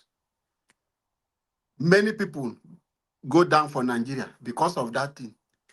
So when you talk about something, the thing where you they talk about, not if he fight for himself, now human being they come fight. Because of the people they have brainwashed, ignorant. They have used religion to destroy not just Nigeria, the whole world. That is why you see some people who are stopping this religion. You don't blame them. When you see China falling, fighting a religion, because they don't want to fall down. Because that is one of the things that collapse country, collapse nation, is religion. That is why you see China is trying to manage themselves. It doesn't want anyone to come and use religion to do anything. In Nigeria, they have brainwashed everyone. They have brainwashed them into causing problem. You said you have ideology. Ideology is that you will get to place, anywhere you get is your land. As I'm talking to you today, majority of Fulani herdsmen believe that the route for you to walk to Bini, to Port Harcourt, those routes were given to them by their fathers. So if you like build your house or plant anything there, they have already told them that those routes belongs to you. Continue to take your cow and go there. It is your place. Federal government gave you, they sign those things. So no matter anything you want to tell them, you are making a big mistake. They don't hear, they don't understand all those things. They have fixed your mind on those ones. That is why. When it started in that 2014, I told you, in Port Harcourt, one Abuki, we were just having a conversation. He said if war start today, that they know our forests more than us. These people brought in these machineries, put them in Nigeria forest. Even the sitting government could not do anything because already the top hierarchy of military belongs to these people. That is why no matter where they invite Jega, I don't respect that man. It's part of it. It's part of the thing that rig Goodluck Jonathan out. It's the machinery. They believe in that thing. If the PDP chairman, the game changer, they call him Muhazu, that disgraced man from Bauchi State, former governor, who betrayed his party. Because of what? Fulani, the agenda they believe. The same thing Jega did. They frustrated Goodluck Jonathan in every way.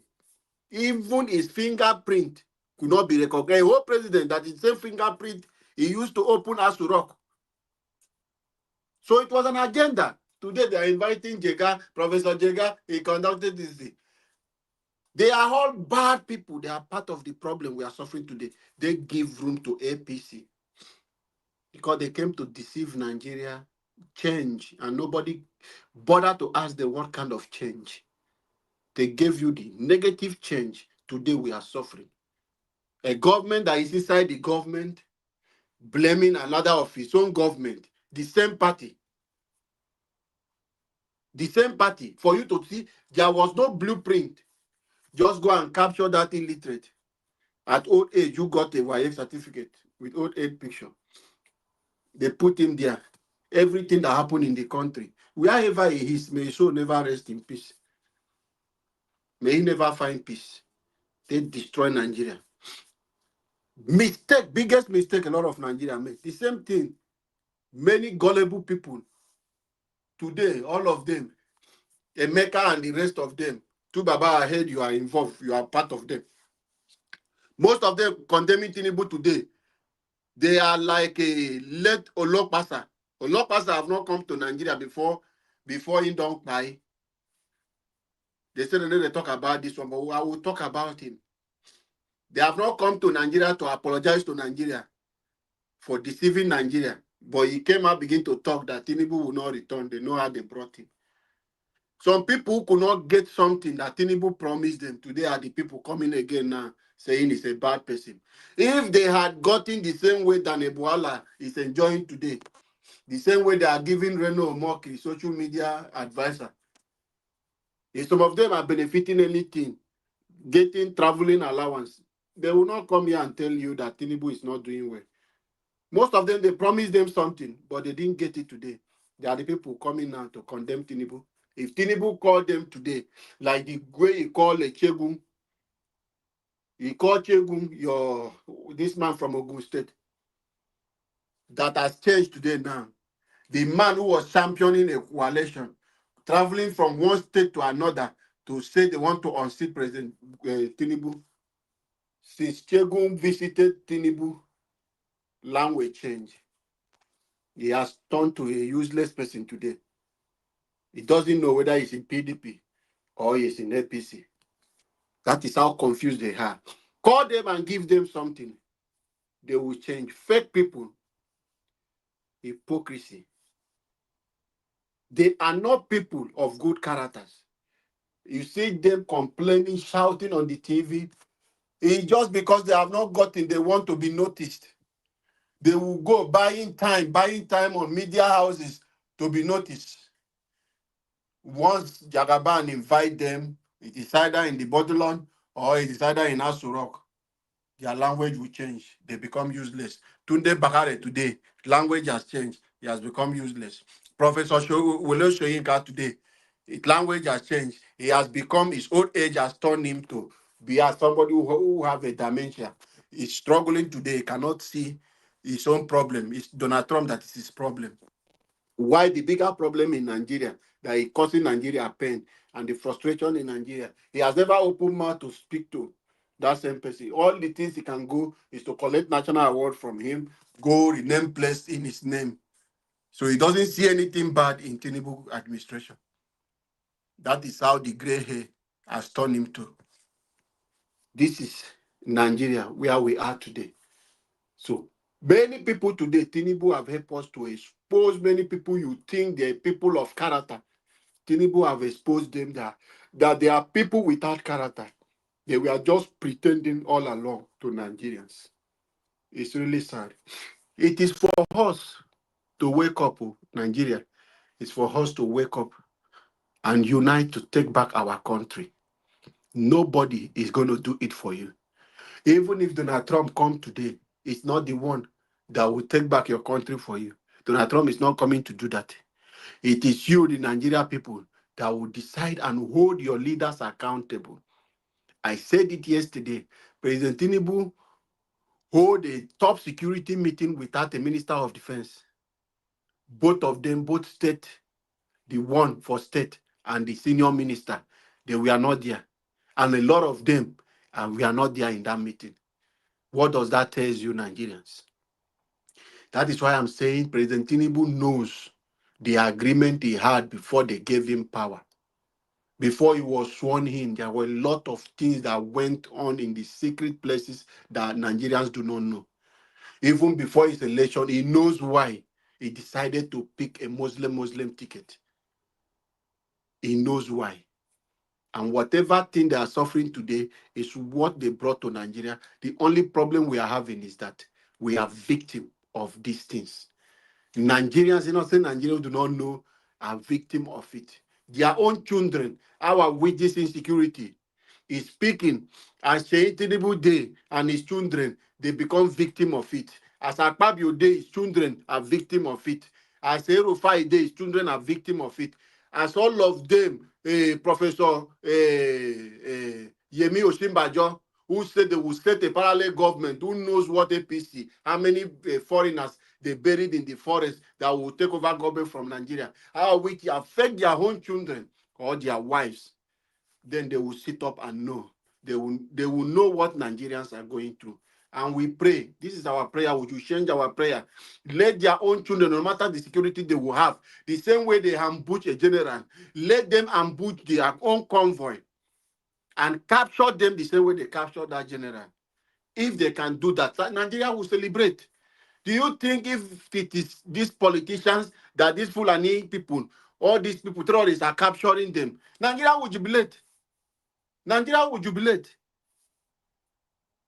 They will celebrate it, not the innocent Nigeria they are taking, because those are the problem. They are the problem of Nigeria. You have the two, you are the sitting president, you are a speaker of House of Rep, you are a senator, a senate president. Everything is there for you people to make Nigeria work. You are a judiciary, but you decide to destroy the institution. What we have today, both the security, we have sufficient people. Forget about the lies that are telling you. The numbers we have today in Nigeria, 2.something million, is political number. They use it in stealing money. They will tell you they have shares also money to 1.something, 100 and something million people are benefited from cash transfer and this. They use it to steal your money. That is the number. Let them do census that you will know the true number that we have in Nigeria. That is why they are not increasing the security. They are not increasing the police. Because they know the number you are. Put the institution together. Bring the National Assembly, judiciary. We have a lot of institutions to fight insecurity. If it comes to the court, the judge do the right thing. If it goes to the National Assembly, they make the right law. The executive make the right policies. We will have a better country. So there will be no need for you to go out with 20 policemen, one politician. There will be no need. Because the people are living well. How many politicians in UK are going out with police? But the least councillor in Nigeria is going with police. Local government chairman go with police of convoy.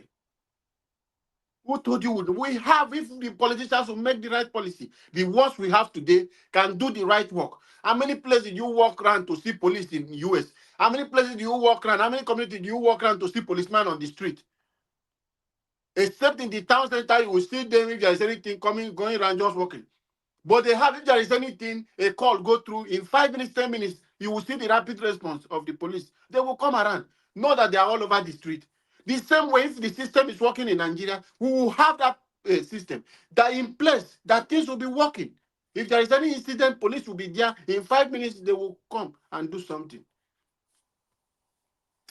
Let me just leave it. Madam Patricia, please speak. I don't want to get angry. Thank you. Yeah. I think I'm fine. Yeah, the total number of police in America is approaching almost 1 million. What is the total number population in America? What is 300 million. About 300 million. Over 300 million. Just over 300 million. Just over 300 million. That is in United States. Over 300 million. That is people that have data. That is people that have data. Go to the system. Go to the system. Slow down. We have society knowledge. Go to the system and ask to see how many Nigerians the data will have. How many people? Nigerians are almost 250 million. We are not. Don't stop deceiving people. You can't run away from facts. Why are they not doing census too, Baba? Do you think it's only census that they used to know the number of people? Americans, when they count their people, it's not because they don't know the number of people in the country. They are counting it so that they can categorize them properly. America too, Baba. when you give birth to somebody, anybody that dies, America knows somebody is dead. Anybody that gives birth, the number is automatically. From the airport, as you are entering the country, your data is captured. Do we have that system in Nigeria? The question you're asking is that do we even have data in Nigeria? This is why I'm talking like that. We have data in Nigeria. Where are they? Isa Pantani. You want me to tell you where the data is? Do you know?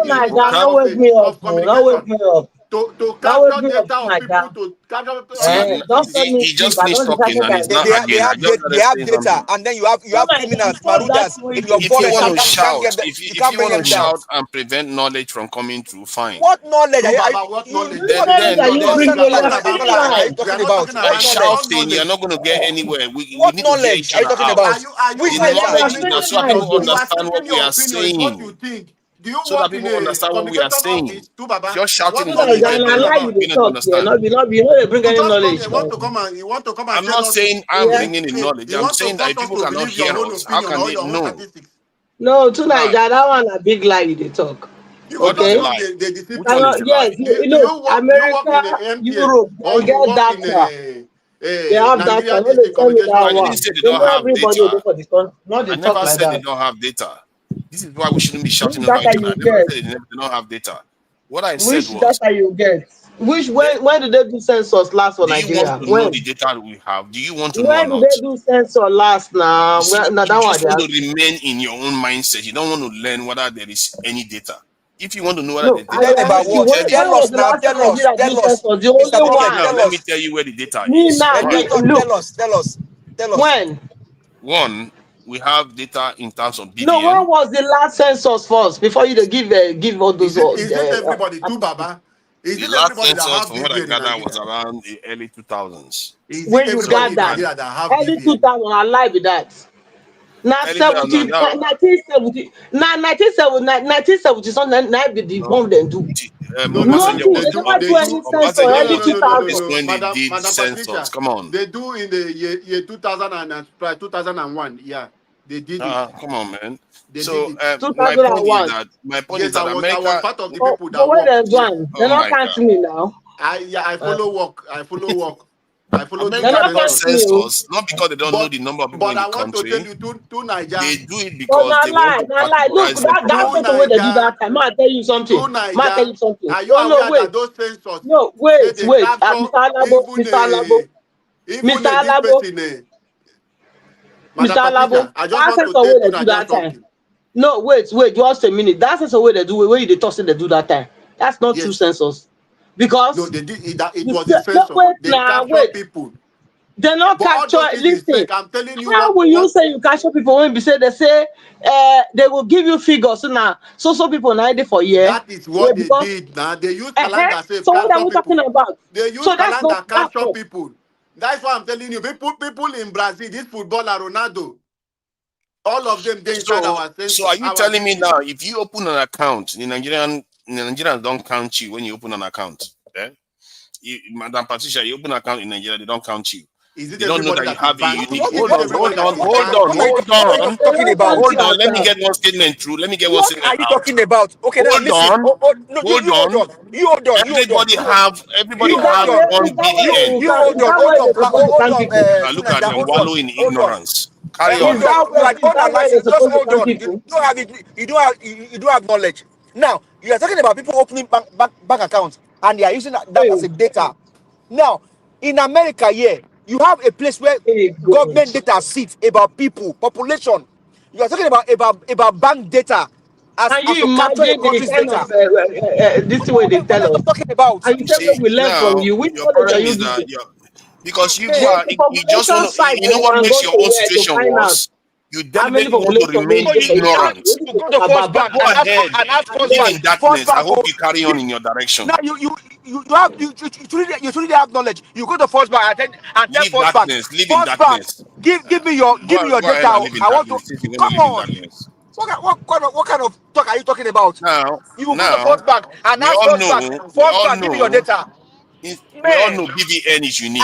I No question your matter knowledge which bank you open an account. and your intelligence. We all know BVN is unique. No matter which account you open, We all know when you want to register a phone number, you have to get your fingerprint taken and your identity taken. We all have NIN, and we all have an idea of the birth rate of every woman in Nigeria. On average, they have the birth rate of every woman. Do you know that I've been on a panel where we did that for the UK, and we were able to extrapolate the correct population of the UK just by getting some of these numbers? I don't know how. Have you guys not done statistics or what? You can extrapolate numbers. Oh God, whatever you are saying is you are saying gibberish. See, of course it's gibberish. Make you go sleep. Elvis don't come. He don't win match now. He don't come.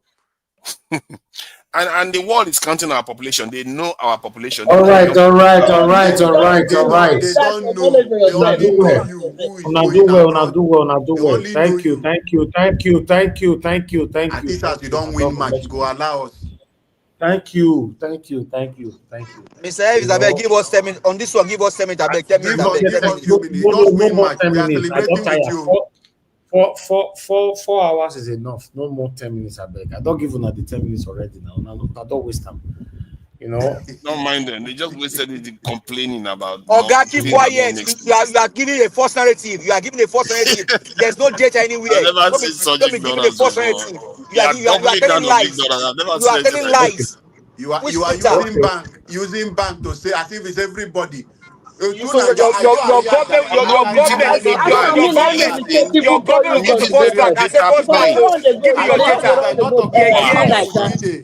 for the run they go, they don't have their phone number. They start in their name. You don't know the video data point. I'm not just using only banks. So I'm telling you, the original point was that we need more Nigeria. police officers. Some people are using somebody's phone number. They have not registered their own. They don't have their own.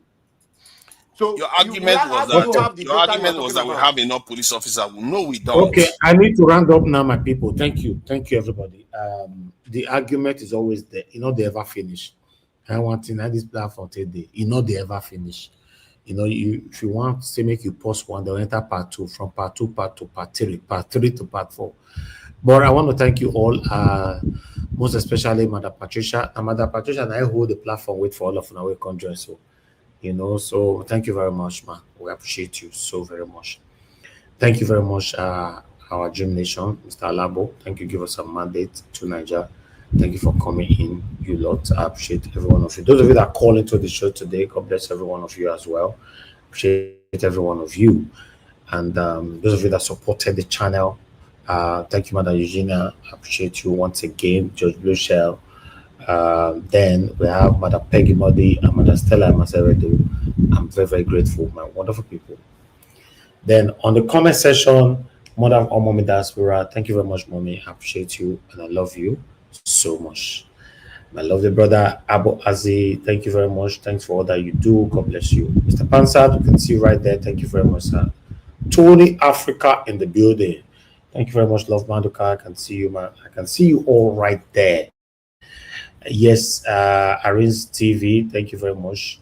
Then we have who again? Let me get 3 more people. Princess, I can see you as well. Then we have okay, Don Faye, thank you very much. Sky Eagle Media, thank you. You were updating us with the Arsenal match. Yes, I was actually watching it here. That was a wonderful play. So at the moment, Arsenal is not the best team in the whole world at this particular moment. Nobody can beat them. So yeah. I remember last week commentators were saying that Arsenal have the 3 tough games coming, the biggest test of their life. We destroyed Tottenham 4-1. We destroyed Bayern Munich today 3-1. Then Chelsea left on Sunday. Then we all buried them. The chapter closed. No good there. No good there. Chelsea go beat you. Chelsea go beat you. Now, Chelsea go beat you. I mean, they say you know the body feed they play. No worry. Mama, Mola, don't worry. We deal with you. Don't worry. Chelsea go beat you. You know what they call for Bini, Alabo, and give us some. You know what they call Uboriri. Arsenal, this particular moment is Uboriri. Go and put in an dictionary. They'll tell you what you Uboriri. Initial gra. I know we still they do last time. Go there. Wait till they carry. Don't try yourself. Don't try yourself. Yes, he go beat you on Sunday. You go see him. No wahala now. Not be me, you go still there here. No wahala. You know, thank God say I know they work that day. So I go enjoy my football in peace. You know, except say Tinubu and Shetima fight that day. I'll come out. Or to Donald Trump don't already come Nigeria. I will come out. Just like that. Yes, I'll be out. But people, God will bless you. I will come to the end of this broadcast. Let me just go and relax and smile to sleep because this wind is so it made my belly sweet be not be small. Kai! Alaboam, give us a mother go cry now. Because referee support you now. Referee do your back. Referee do wish back. Go and sleep, my friend. Thank you very much, my people. Now God, I will bless you now. Yes. Have a good night.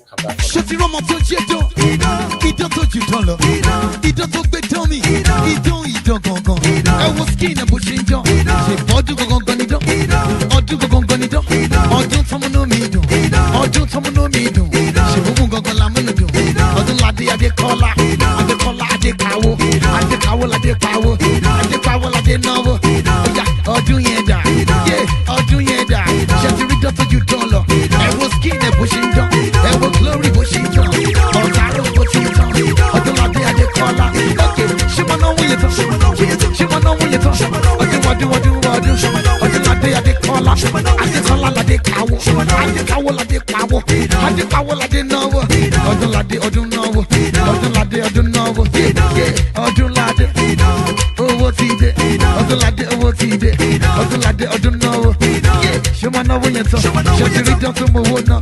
Èèyàn ajé wọlé. Ayọ̀ ajé wọlé. Èèyàn wòlíì àgbà. Sàlàkọ́ ẹlòmíì kọ́. Ìwọ gangan ló nílùú. Sàlàkọ́ onílù wọ̀lú. Sàlàkọ́ onílù wọ̀lú. Yé gbèmí débẹ̀. Sàlàkọ́ lùlù fún mi. Sàlàkọ́ onílù. Sàlàkọ́ onílù. Sàlàkọ́ onílù. Sàlàkọ́ onílù wọ̀lú. Wòlíì àgbà sàlàkọ́ tó lùlù yẹn. Give me the vibe out here. Give me the move. Give me the vibe out here. Give me the move right now. Give me the move right now. Give me the move right now. Give me the move right now. Give me the vibe out here. Give me the vibe out here. Efimile, mo fẹ́ jẹ. Efimile, mo fẹ́ jẹ. Don't play. Kò sèré. Má ṣeré. Kò sèré. Don't play. Kò sèré. Má ṣeré. Lóríga ọlọ́lọ́gbọ̀gbọ̀ fọlẹ̀ kì í ṣe bí mò ń ṣe mo ní wọ́n ti yọ́nú sí ẹ ọmọdé kan yọ́nú sí ẹ àgbàlagbà kan yọ́nú sí ẹ ẹni bá yọ́nú sí ẹ ó máa wá ṣọ́ọ̀jì ìyọ́nú Ọlọ́run ọba ìyọ́nú Ọlọ́run ọba ìyọ́nú Ọlọ́run ọba ìyọ́nú Ọlọ́run ọba ìyọ́nú Ọlọ́run ọba òun ó ní àánú làáríga adé orí ọlọ́lọ́gbọ̀gbọ̀ fọlẹ̀ òyà ṣàkó sí wọn yé ṣàkó sí wọn ó yá do ṣàkàrà náà ó yá do ṣàkàrà náà ó yá do ṣàkàrà náà ṣàkó sí wọn ó yá sọ pé ṣá máa wò mí ṣá máa wò mí ṣá máa wò mí ṣá máa wò mí ṣá máa wò mí ṣá máa wò mí ṣá máa wò mí ṣá máa wò mí ṣá máa wò mí sọ pé ẹni tó bá nínú tèmi jù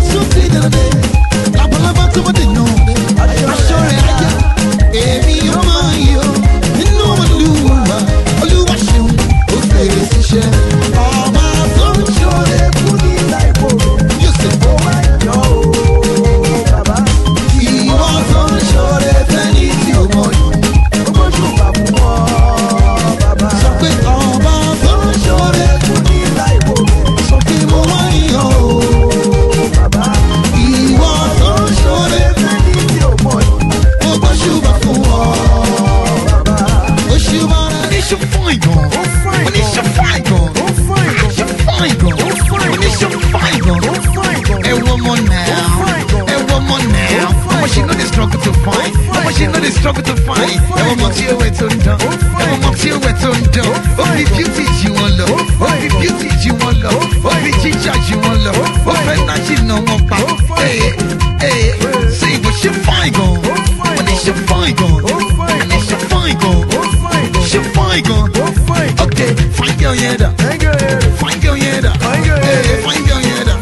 Hey, find your head up. Find your head up. Come on, find your head up. Oh, yeah, find your jet, come on. Oh, yeah, find your jet, come on. Hey, find your jet, come on. Oh, yeah, find your jet, come on. Give me some oddity. I said, find your jet, come on.